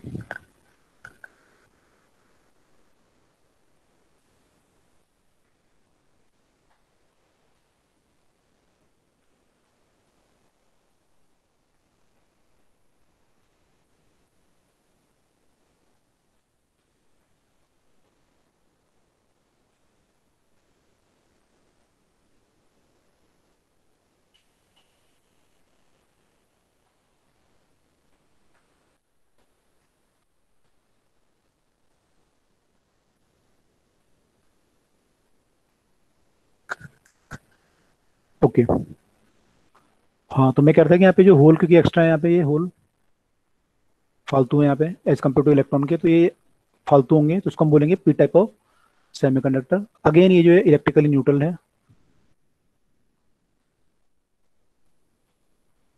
अगेन ये जो है इलेक्ट्रिकली न्यूट्रल है। और और हम ये बोल सकते हैं कि यहाँ पे मेजोरिटी जो कैरियर है, चार्ज कैरियर हैं, ये करंट कैरियर है मेजोरिटी, वो आपके होल हैं।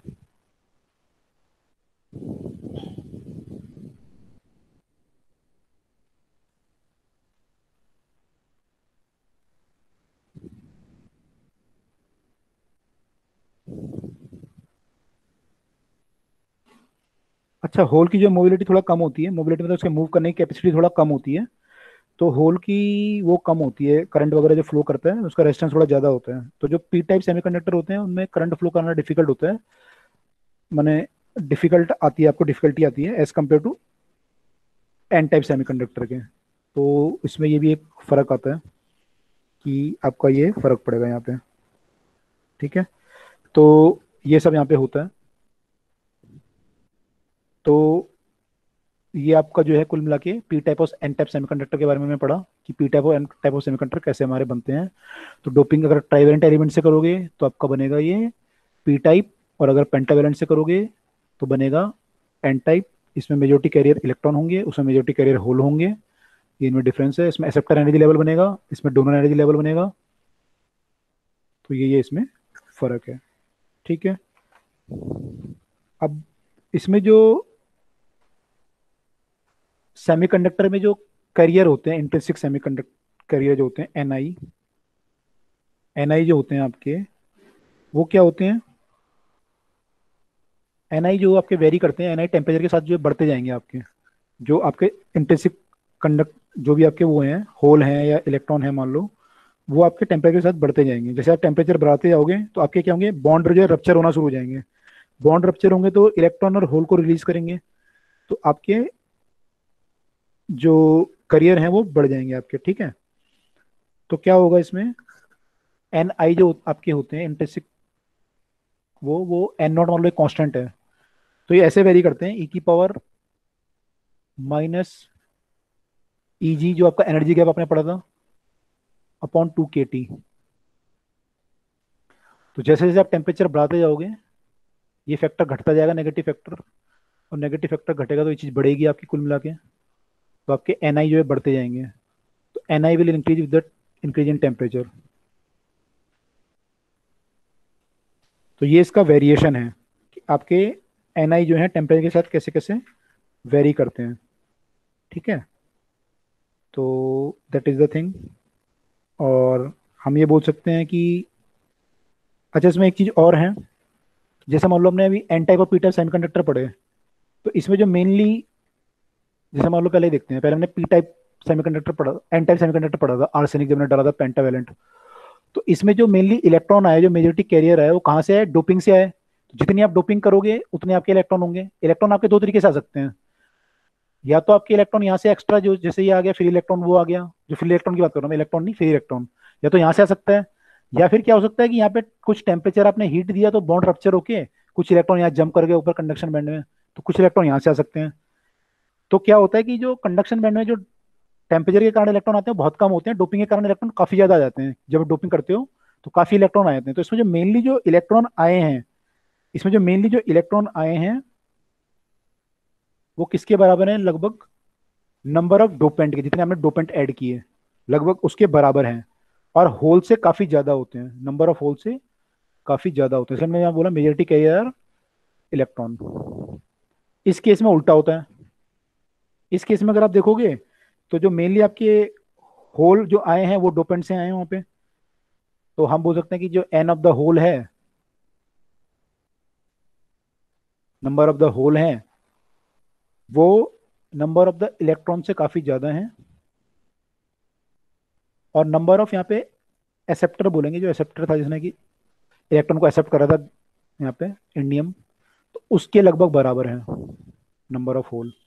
तो यहाँ पे जो रिलेशन जो है ये बनता है इनके आपस में कि number of this are equal to this thing.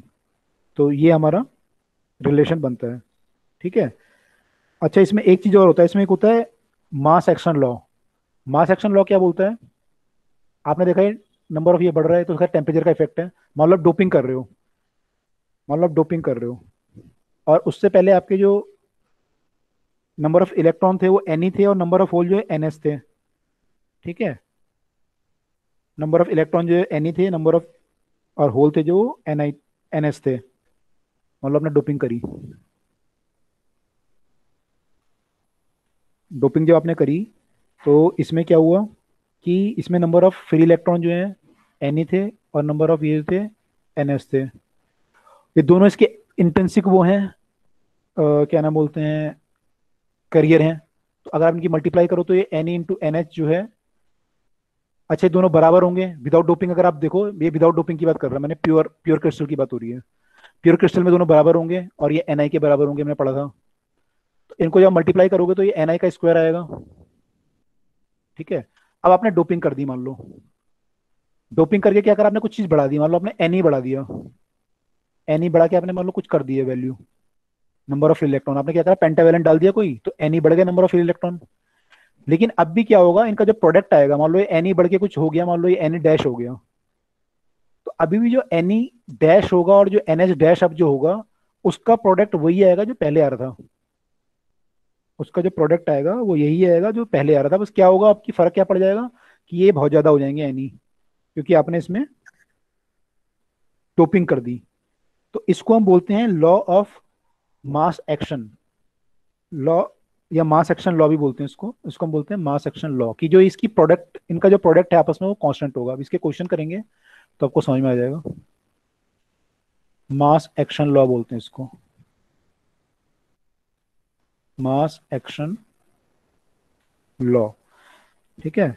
कि अगर टेम्परेचर कांस्टेंट, टेम्परेचर चेंज नहीं किया आपने, अगर टेम्परेचर आपका कांस्टेंट है तो नंबर ऑफ नेगेटिव और पॉजिटिव कंसंट्रेशन जो है उनका जो प्रोडक्ट होगा वो कांस्टेंट रहेगा, और इंडिपेंडेंट ऑफ द डोपिंग वगैरह के होगा, मतलब उनका जो प्रोडक्ट है वो सेम आएगा चाहे आप कुछ भी करो। तो ये इसका मास एक्शन लॉ हम बोलते हैं। अब इसको देखेंगे इसके क्वेश्चन वगैरह कैसे कैसे होते हैं, ठीक है। तो कुल मिला के, अच्छा अब मैं आपसे बोलूँगा डिफरेंस बताओ मेरे को एन टाइप और पी टाइप सेमीकंडक्टर में, तो बता सकते हो डिफरेंस क्या है? क्या क्या डिफरेंस बोल सकते हो एन टाइप और पी टाइप में? एन टाइप में मेजॉरिटी कैरियर होते हैं इलेक्ट्रॉन और पी टाइप में होल होते हैं, ठीक है। और एन टाइप में जो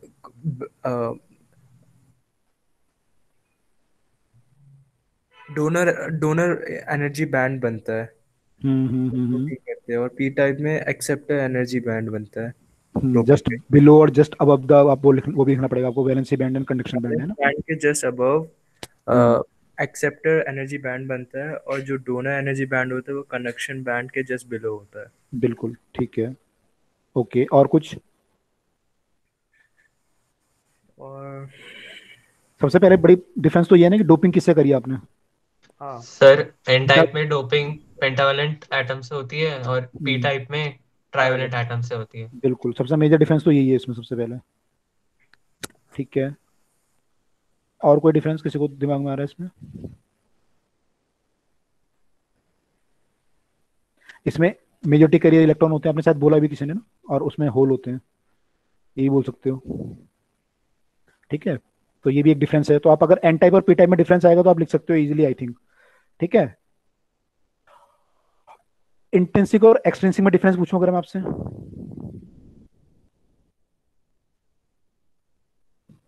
इंट्रिंसिक और एक्सट्रिंसिक। सर इंट्रिंसिक जो है प्योर होते हैं और एक्सट्रिंसिक में डोपिंग होती है इंट्रिंसिक के अंदर। हम्म,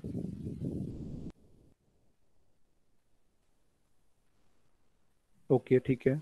इंट्रिंसिक में सेमीकंडक्टर की वो खुद की प्रॉपर्टी होती है कि हम्म, कंडक्शन उसका किसी स्पेसिफिक टेम्परेचर में कितना है, और एक्सट्रिंसिक में उसकी प्रॉपर्टी चेंज हो जाती है डोपिंग के कारण कंडक्शन की। ओके ठीक है। तो इंट्रिंसिक इंट्रिंसिक में बोलो। इंट्रिंसिक में कंडक्टिविटी लो होती है और एक्सट्रिंसिक में हाई होती है बोल कंडक्टिविटी। सकते हैं, बिल्कुल बोल सकते हैं। ठीक है, इसमें इंट्रिंसिक में यही बोल सकते हैं कि नंबर ऑफ होल और नंबर ऑफ इलेक्ट्रॉन बराबर होते हैं। Yes sir. एक्सट्रिंसिक में या तो होल ज्यादा हो जाएंगे, इलेक्ट्रॉन ज्यादा हो जाएंगे। ठीक है, एक और डिफरेंस हो सकता है, जो इंट्रिंसिक सेमीकंडक्टर होंगे उनकी जो कंडक्टिविटी होगी वो केवल डिपेंड करेगी किस पे? टेम्परेचर पे। क्योंकि भाई होल और जो इलेक्ट्रॉन क्रिएट हो रहे हैं वो कहाँ से क्रिएट हो रहे हैं? जब आपका कोई बॉन्ड रप्चर हो रहा है। बॉन्ड रप्चर कब होगा? जब टेम्परेचर बढ़ेगा, तो उस पर टेम्परेचर पर डिपेंड करेगा केवल। लेकिन जो एक्सट्रिंसिक सेमीकंडक्टर होंगे वहां पे टेम्परेचर के अलावा और किस पे डिपेंड करेगा?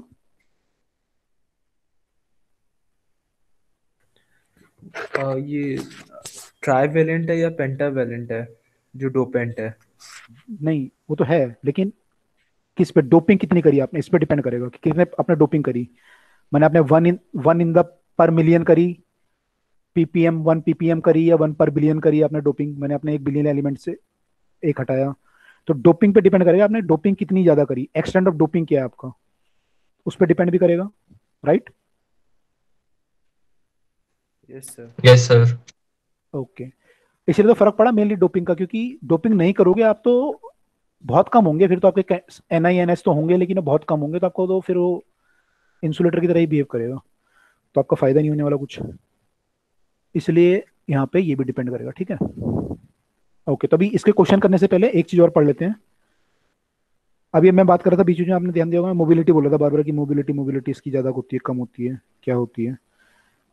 तो मोबिलिटी होती क्या है एक्चुअली? अगर मैं मोबिलिटी डिफाइन करूं, मोबिलिटी जो है म्यू मोबिलिटी ऑफ इलेक्ट्रॉन या होल की बात करें,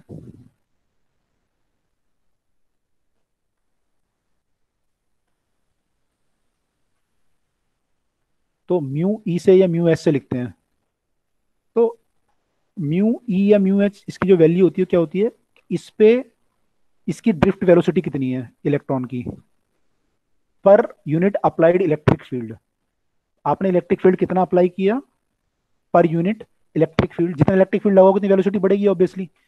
तो पर यूनिट इलेक्ट्रिक फील्ड बढ़ाने पे या लगाने पे कितनी इसकी ड्रिफ्ट वेलोसिटी आती है, ये म्यू ई हुआ, और ऐसे ये म्यू एच हुआ, drift velocity of the hole divided by per unit electric field applied. Electric field तो सेम ही होगा दोनों के लिए, अगर एक वायर है या समथिंग है तो खैर सेम ही आएगा दोनों के लिए। तो इसको हम बोलते हैं इसकी मोबिलिटी ऑफ इलेक्ट्रॉन या फिर होल।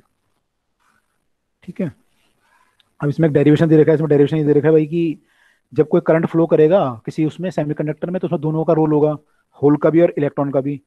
तो जो करंट फ्लो करेगा we can write it current flow will be equal to जो इलेक्ट्रॉन के कारण करंट फ्लो हो रहा है और जो होल के कारण करंट फ्लो हो रहा है, इन दोनों को ऐड कर लो। तो आई आपको पता है NeAVD, आपने फॉर्मूला पढ़ा था। तो NeA drift velocity of the electron, और प्लस हो जाएगा, अब यहाँ पे N of the E, N E जो है डिफरेंट हो सकता है, NH डिफरेंट हो सकता है, मैं Ne लिख देता हूँ यहाँ पे NH लिख देता हूँ। चार्ज तो दोनों का बराबर होगा जितना, क्योंकि होल का चार्ज होता है, इलेक्ट्रॉन का चार्ज भी उतना, बस अपोजिट होता है पॉजिटिव में। Ne, एरिया भी सेम होगा वायर का, ड्रिफ्ट वेलोसिटी डिफरेंट हो सकती है दोनों की, VH। तो जो आपका I आया, अगर मैं इसको कॉमन ले लूँ बाहर E और A को, तो ये आया Ne into V plus NH into VH बचा मेरे ख्याल से, ये I आया। अब अगर मैं करंट डेंसिटी निकालूं, करंट पर यूनिट एरिया, तो उसमें एरिया इधर आ जाएगा तो E बचेगा, तो this will become E Ne VE plus NH VH।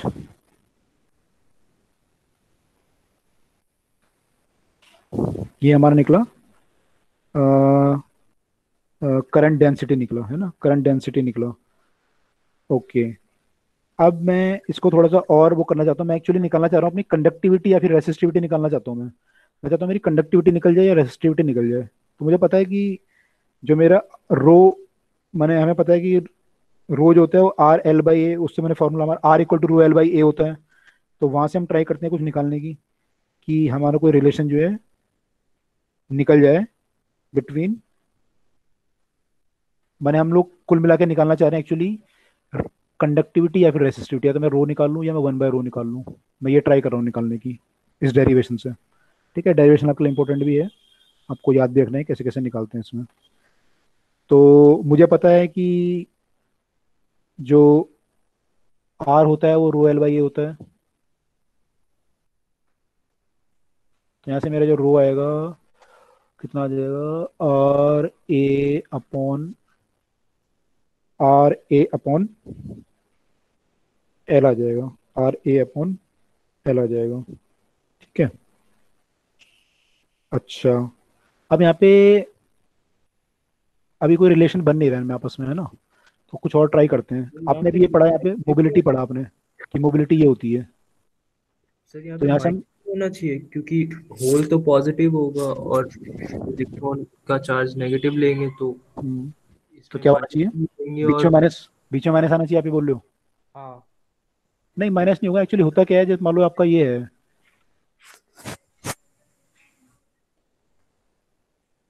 ना, कंडक्शन बैंड और वैलेंसी बैंड आपके हैं, वैलेंसी बैंड और कंडक्शन बैंड है आपके। तो यहाँ पे क्या होगा, जो होल होंगे और ये इलेक्ट्रॉन है जो भी है मान लो, और यहाँ पे कुछ इलेक्ट्रॉन है और होल है। अब जब आप इलेक्ट्रिक फील्ड लगाओगे, मान लो आपने इलेक्ट्रिक फील्ड लगाया, तो इलेक्ट्रिक फील्ड में होल किधर को मूव करेंगे, इधर को मूव करेंगे, माने यहाँ से यहाँ करेंगे या जैसे भी करेंगे, या ऊपर को मूव करेंगे, और इलेक्ट्रॉन किधर को मूव करेंगे, इधर को मूव करेंगे।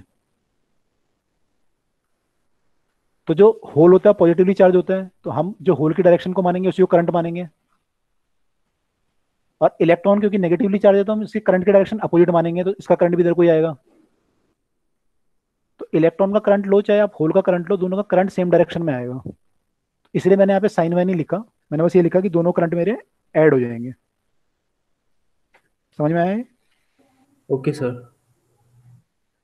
ठीक है, तो मैं साइन पे नहीं गया, साइन पे जाऊंगा तो तब भी यही आएगा, क्योंकि उनकी डायरेक्शन अपोजिट आ रही है। ठीक है, अच्छा कहाँ पे थे हम लोग, यहाँ पे थे हम लोग कि रो इक्वल टू RL/A। तो मैंने कहा मोबिलिटी हमारी जो ये होती है, तो मुझे कुछ ना कुछ रिलेशन चाहिए, क्योंकि करंट और उसको मेरे को रिलेट करना आपस में, रेसिस्टिविटी को। तो करंट और रेसिस्टिविटी को रिलेट करने के लिए मेरे को ऑब्वियसली मुझे इलेक्ट्रिक फील्ड चाहिए बीच में कहीं, और अगर मैं पोटेंशियल डिफरेंस निकालूं तो वहां से मैं रिलेट कर सकता हूँ कुछ।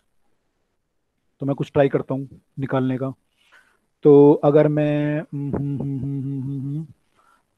मेरे को क्या पता है, करंट डेंसिटी पता है या करंट पता है, तो मैं सीधा सिंपल सिंपल ट्राई करता हूँ पहले, V equal to I R. Use कर सकते हैं ना, J is equal to electric field divided by इन ये रेजिस्टिविटी।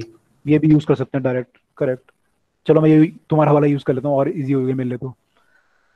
तो J इक्वल टू, मैं अगर electric field by resistivity use करूँ, ठीक है, तो मेरा J जो है वो इलेक्ट्रिक फील्ड बाय रेसिस्टिविटी है।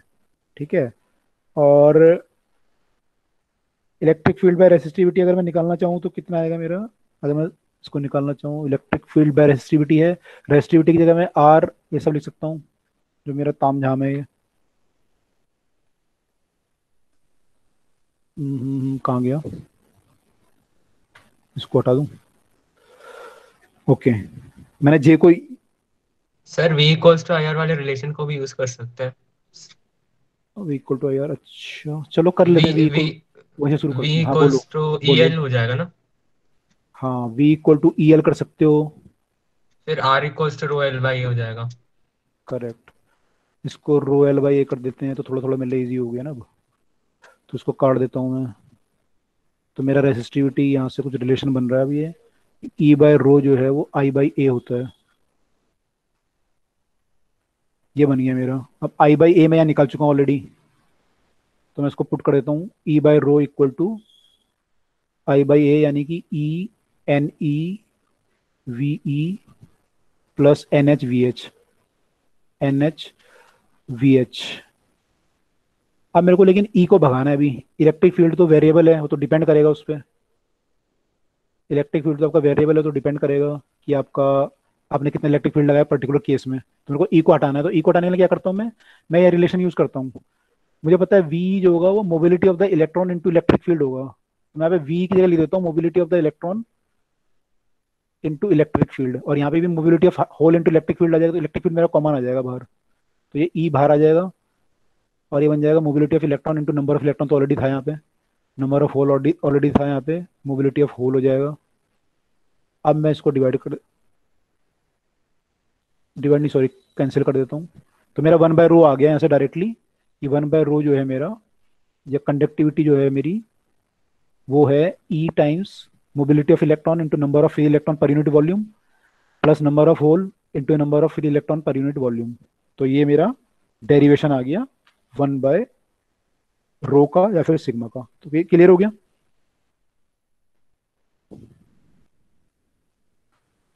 ठीक यस है। सर। अच्छा, ये हुआ अगर एक्सट्रिंसिक है। अगर ये इंट्रिंसिक होते तो क्या होते, दोनों बराबर होते हैं, एन आई और एन एच बराबर होते हैं। दोनों को मैं एन आई लिख सकता था, एन ई और N H, sorry N E और एन एच बराबर होते हैं, दोनों को मैं एन आई लिख सकता था। उसके समय एन आई को बाहर लिख देता, एन आई मेरा कॉमन आया था बाहर। तो वो इंट्रिंसिक सेमीकंडक्टर की बात है, क्योंकि यहाँ पे दोनों बराबर होते हैं, नंबर ऑफ फ्री इलेक्ट्रॉन और नंबर ऑफ होल। तो आई होप कि this is clear to all. ठीक है, तो टाइम है हमारे पास अभी है, ठीक है। तो एक दो क्वेश्चन देख लेते हैं इसके अब। तो यहाँ तक सबको क्लियर हो गया अब जो हमने डेरिवेशन किए हैं सारे। ये जो पढ़ा है हमने सेमीकंडक्टर, यहाँ से शुरू किया था हमने। इसकी रेसिस्टिविटी वगैरह कितनी होती है, कौन कौन से मेटल होते हैं, प्रॉपर्टी क्या होती है इनकी आइसोलेटेड एटम में, और क्रिस्टल में गैप एनर्जी जो लेवल होता है वो एनर्जी बैंड में कैसे कन्वर्ट होता है, ये हमने देखा। इसका हमने एक्चुअल वो देखा, फिर फिगर कैसे बनता है, कंडक्शन बैंड क्या होता है, वैलेंसी बैंड क्या होता है, फॉरबिडन एनर्जी गैप क्या होता है, कंडक्टर में क्या होता है, इंसुलेटर में कितना होता है, सेमीकंडक्टर में कितना होता है। फिर हमने इंट्रिंसिक सेमीकंडक्टर देखी, उसमें जो थोड़ा बहुत कंडक्शन होता है वो बिकॉज ऑफ इलेक्ट्रॉन जो उसमें फ्री कुछ ब्रेक हो जाते हैं टेम्परेचर के कारण, और होल क्रिएट हो जाते हैं उसके कारण होता है, लेकिन वो बहुत कम होते हैं। इसलिए हमें डोपिंग करनी पड़ती है। डोपिंग करके हम एक्सट्रिंसिक सेमीकंडक्टर बनाते हैं, जो कि एन टाइप हो सकते हैं या फिर पी टाइप हो सकते हैं। तो हमने दोनों सेमीकंडक्टर पढ़े, एन टाइप और पी टाइप। डोपिंग जब पी टाइप से करोगे, जब आप पेंटावेलेंट से करोगे किसी कंपाउंड से, तो आपका P type N type semiconductor बनेगा। उसमें मेजॉरिटी कंडक्टर इलेक्ट्रॉन होंगे, इलेक्ट्रॉन की फ्री इलेक्ट्रॉन बहुत ज़्यादा होंगे, होल बहुत कम होंगे, डोनर एनर्जी लेवल बनेगा। ट्राइवेलेंट से करोगे तो उल्टा हो जाएगा, होल ज़्यादा हो जाएंगे, एक्सेप्टर एनर्जी लेवल बनेगा, ट्राइवेलेंट एलिमेंट होगा। ये लॉ ऑफ मास सेक्शन भी क्वेश्चन में देखेंगे तो समझ में आएगा आपको। और ये फिर हमने मोबिलिटी का डेरिवेशन किया। इतना क्लियर सबको।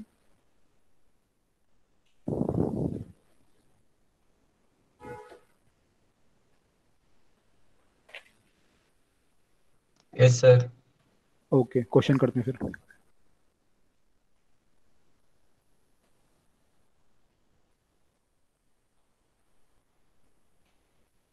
ओके, क्वेश्चन करते हैं। क्वेश्चन ये दिया हुआ है,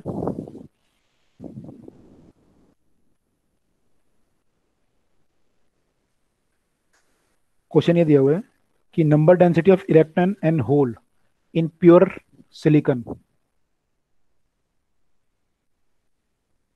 eight 27 degree Celsius. Number density of electron and hole दोनों बराबर होंगे, डिफरेंट होंगी?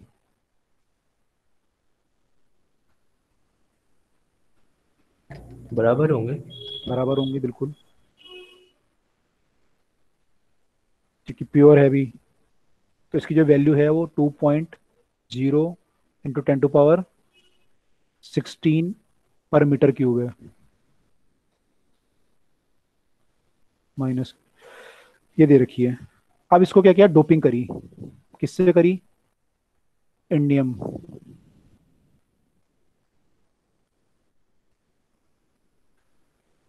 ठीक है, तो क्या बढ़ जाएंगे, होल बढ़ेंगे, दो बढ़ेंगे इलेक्ट्रॉन, फ्री इलेक्ट्रॉन या होल बढ़ नेट, जाएंगे। होल बढ़ जाएंगे।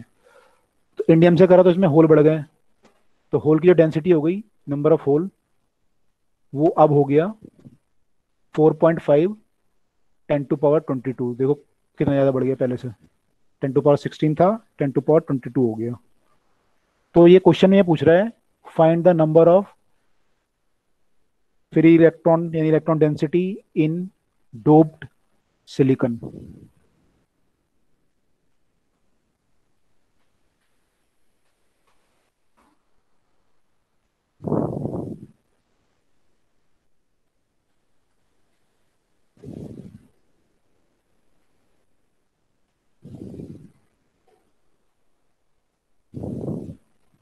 Sir 8.8 into 10⁻9। करेक्ट है, पर मीटर क्यूब। हाँ, पर metre cube. Right.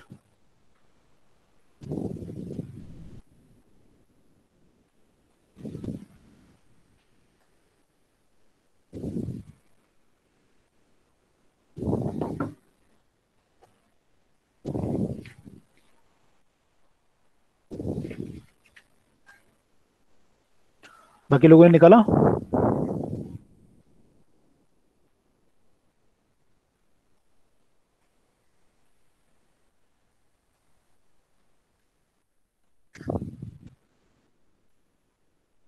Yes sir.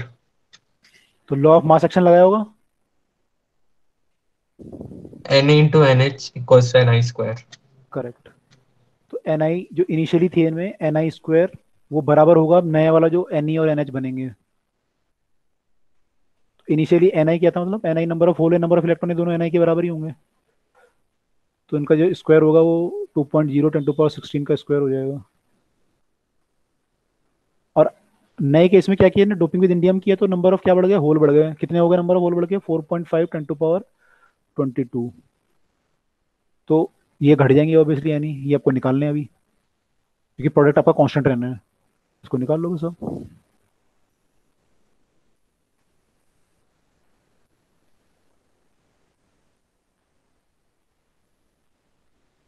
इसको सॉल्व कर लोगे, 10 आ गया ऊपर, सॉल्व कर लोगे जो भी आएगा आपका 10⁻9 की फॉर्म में। कितना आ रहा था, 9 पॉइंट समथिंग, 10⁻9 आ रहा था ना, सर 8.9। 8.9 × 10⁻9। हाँ 10⁻9 आ जाएगा पर मीटर क्यूब। तो ये लॉ ऑफ मास एक्शन है। तो आई होप ये सबको क्लियर हो गया होगा, law of mass action. Yes sir. Okay, next question.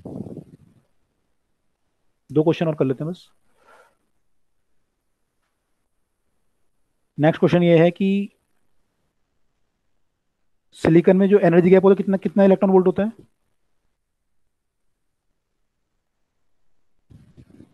1.1 sir. 1.1। 1.1। हाँ, तो एक क्वेश्चन पे यार पेपर में देगा नहीं है, स्पेशली जब कंपटीशन के पेपर होते हैं लिखता नहीं है कई बार, तो ध्यान रखना 1.1 होता है। तो इसमें जो बोला, find the maximum wavelength lambda, find the maximum wavelength of EM radiation, electromagnetic radiation, which can create a hole electron pair in silicon. इतना ही क्वेश्चन है।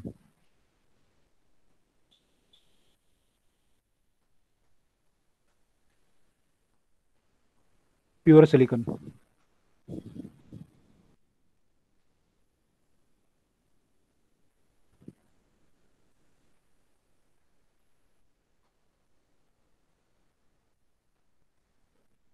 करो।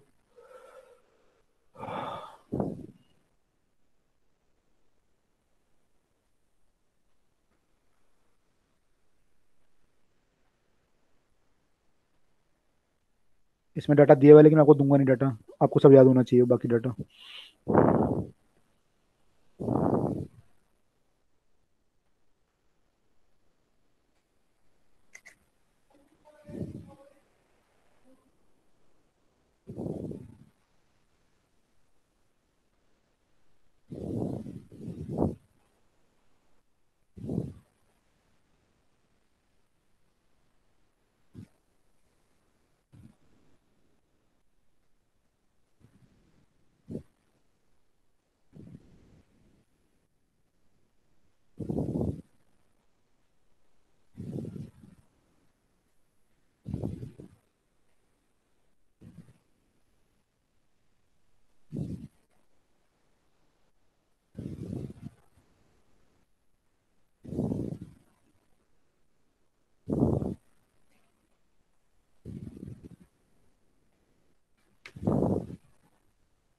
सर 11,100 एंगस्ट्रॉम है। सही सा लग रहा है। 11,100 एंगस्ट्रॉम मतलब 11 × 10⁻⁷। 11.1, हाँ, 10⁻⁷। करेक्ट है। 11.25 10⁻⁷ है आंसर। हाँ वही है, क्लोज है। हाँ, बाकी लोग भी निकालो फटाफट से, फिर ये लास्ट क्वेश्चन करें।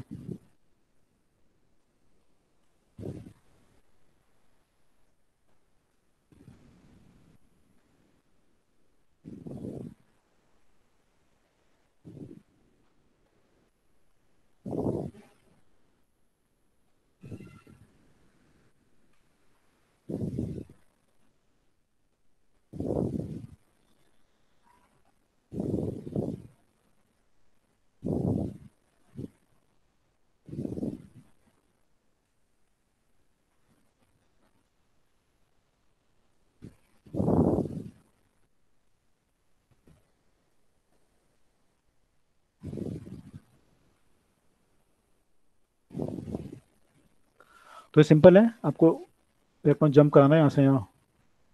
एनर्जी गैप आपको दे रखा है, तो आपको उसके लिए रेडिएशन डालना पड़ेगा यहाँ पे। इस रेडिएशन की जो एनर्जी होगी वो कितनी होती है, SC/λ। इससे जंप करेगा तो इतनी एनर्जी आपको चाहिए। और यहाँ पे एनर्जी लेवल गैप आपको पता है, दिया नहीं हुआ ना, तो सिलिकॉन है तो 1.1 इलेक्ट्रॉन वोल्ट होता है। तो बस 1.1 इलेक्ट्रॉन वोल्ट, यानी कि 1.1 10⁻⁻1.6 से मल्टीप्लाई करना पड़ेगा, 10⁻⁻19 हो जाएगा। ये आया। This will be equal to SC/λ। HC/λ, H आपका 6.62 प्लैंक कांस्टेंट 10⁻34 होता है मेरे ख्याल से, -34 है ना। और ये 3 × 10⁻8। Yes sir. बस यहाँ से लैम्डा निकल जाएगा अब। तो लैम्डा आपका जाएगा फाइनली 0.14 × 10⁻⁻15 इलेक्ट्रॉन वोल्ट पर सेकेंड लेना चाहिए। किसका, क्या बोल रहे हो? प्लैंक कांस्टेंट की वैल्यू हम्म, 4.14 इलेक्ट्रॉन वोल्ट्स में। अच्छा, 4.4 इलेक्ट्रॉन वोल्ट होनी चाहिए किसकी, एनर्जी गैप की? नहीं, प्लैंक्स कांस्टेंट की वैल्यू बता रहा था वो नहीं नहीं, इलेक्ट्रॉन वोल्ट में लेने पे। अच्छा इलेक्ट्रॉन वोल्ट पे अगर लेंगे तो, हाँ वो तो हाँ आपको निकाल सकते हो इलेक्ट्रॉन वोल्ट में। मैंने तो खैर इसको जूल में कन्वर्ट कर लिया था सीधा ही, मैंने यही मल्टीप्लाई कर लिया था ना, तो मेरा जूल में कन्वर्ट हो गया था। तो मैंने फिर इसको जूल में ही रखा, जो SI यूनिट है मेरी। ठीक है, तो कर सकते हो, वो भी कर सकते हो, उसको कन्वर्ट भी कर सकते हो। ठीक है, तो ये लैम्डा इतना आ गया सबका। Yes sir. ठीक है, जिसका नहीं आया तो बता दो, नहीं तो अगला क्वेश्चन करो, जिसका आ गया लास्ट क्वेश्चन कर लो फटाफट से। इसमें रेसिस्टिविटी बतानी है इसकी, सैम जो भी इसका वो है मटेरियल है।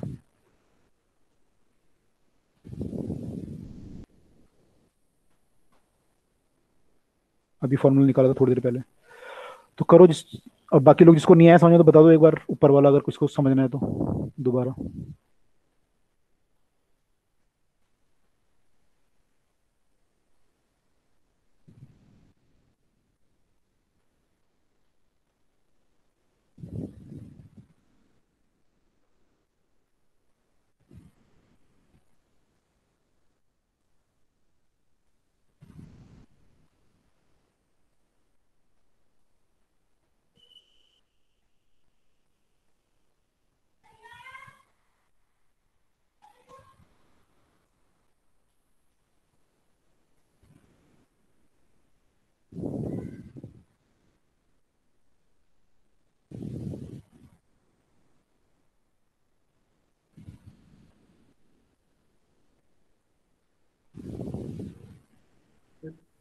हम्म 0.5 इंटू 10⁶ आ रहा है जीरो रेजिस्टिविटी की पॉइंट वैल्यू।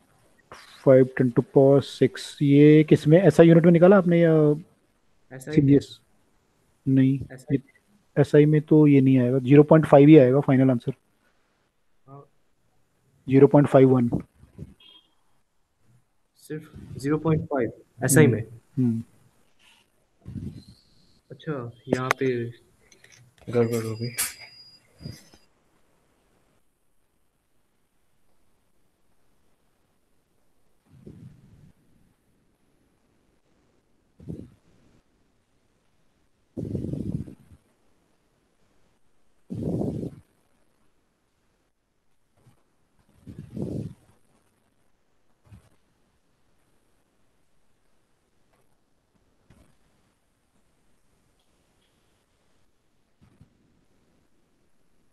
ये फॉर्मूला निकाला थोड़ी देर पहले हमने, इसी को यूज करना है बस।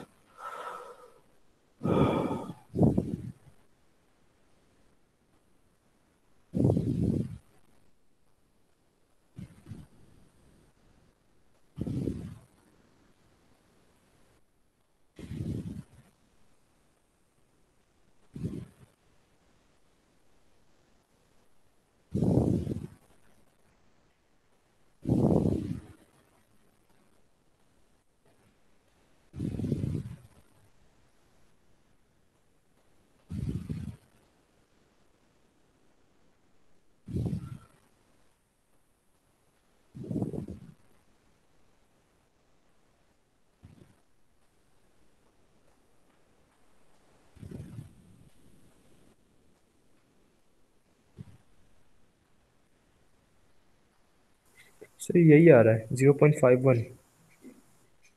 0.51 आ रहा है फाइनल आंसर। हाँ, SI ठीक है, में। ठीक है फिर तो बाकी लोगों का निकला। इसको बस चेंज करना है यहाँ पे यार, सेंटीमीटर स्क्वायर है ना ये, इसको मीटर स्क्वायर में कर लो मेरे ख्याल से। 10⁻², 10⁻⁴ से मल्टीप्लाई हो जाएगा सीधा सीधा। 10⁻⁴ से हो जाएगा तो ये तो भाई हो जाएगा 2.3 मेरे ख्याल से तो, पर वोल्ट पर सेकेंड। और ये भी सेंटीमीटर स्क्वायर, 10⁻⁴ से मल्टीप्लाई होगा, 10⁻² बचेगा, तो 0.01 बचेगा ये तो। तो ऐसा यूनिट में आ गया, ऐसे इसको ऐसा यूनिट में कर लो। पर सेंटीमीटर क्यूब में इतना है तो पर मीटर क्यूब में कितना होगा, तो पर मीटर क्यूब में 10⁶ से मल्टीप्लाई होगा मेरे ख्याल से। तो 5 × 10⁻18 पर मीटर क्यूब। 1 सेंटीमीटर में, सॉरी 1 मीटर में 100 सेंटीमीटर होते हैं, तो 100 × 10⁻⁶, ठीक है। और यहाँ पे भी मेरे ख्याल से ये 10⁶ से मल्टीप्लाई होगा, 8 × 10⁻19 पर मीटर क्यूब आ जाएगा। अब आपका सब ऐसा यूनिट में आ गया, अब यहाँ फॉर्मूले में पुट कर दो और फिर निकाल दो। ऐसे किया है।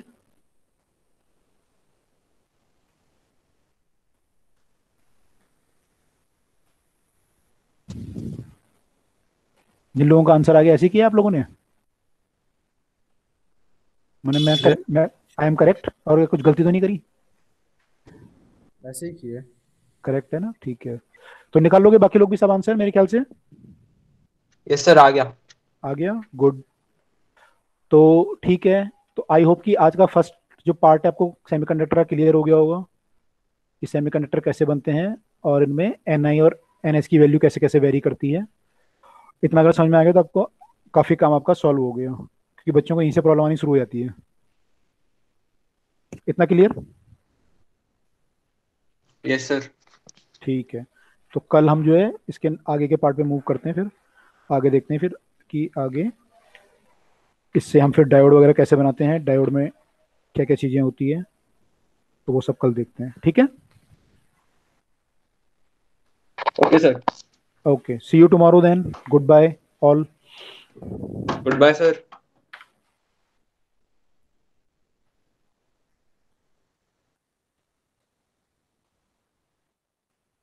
किसी को डाउट है तो पूछ लो तब तक।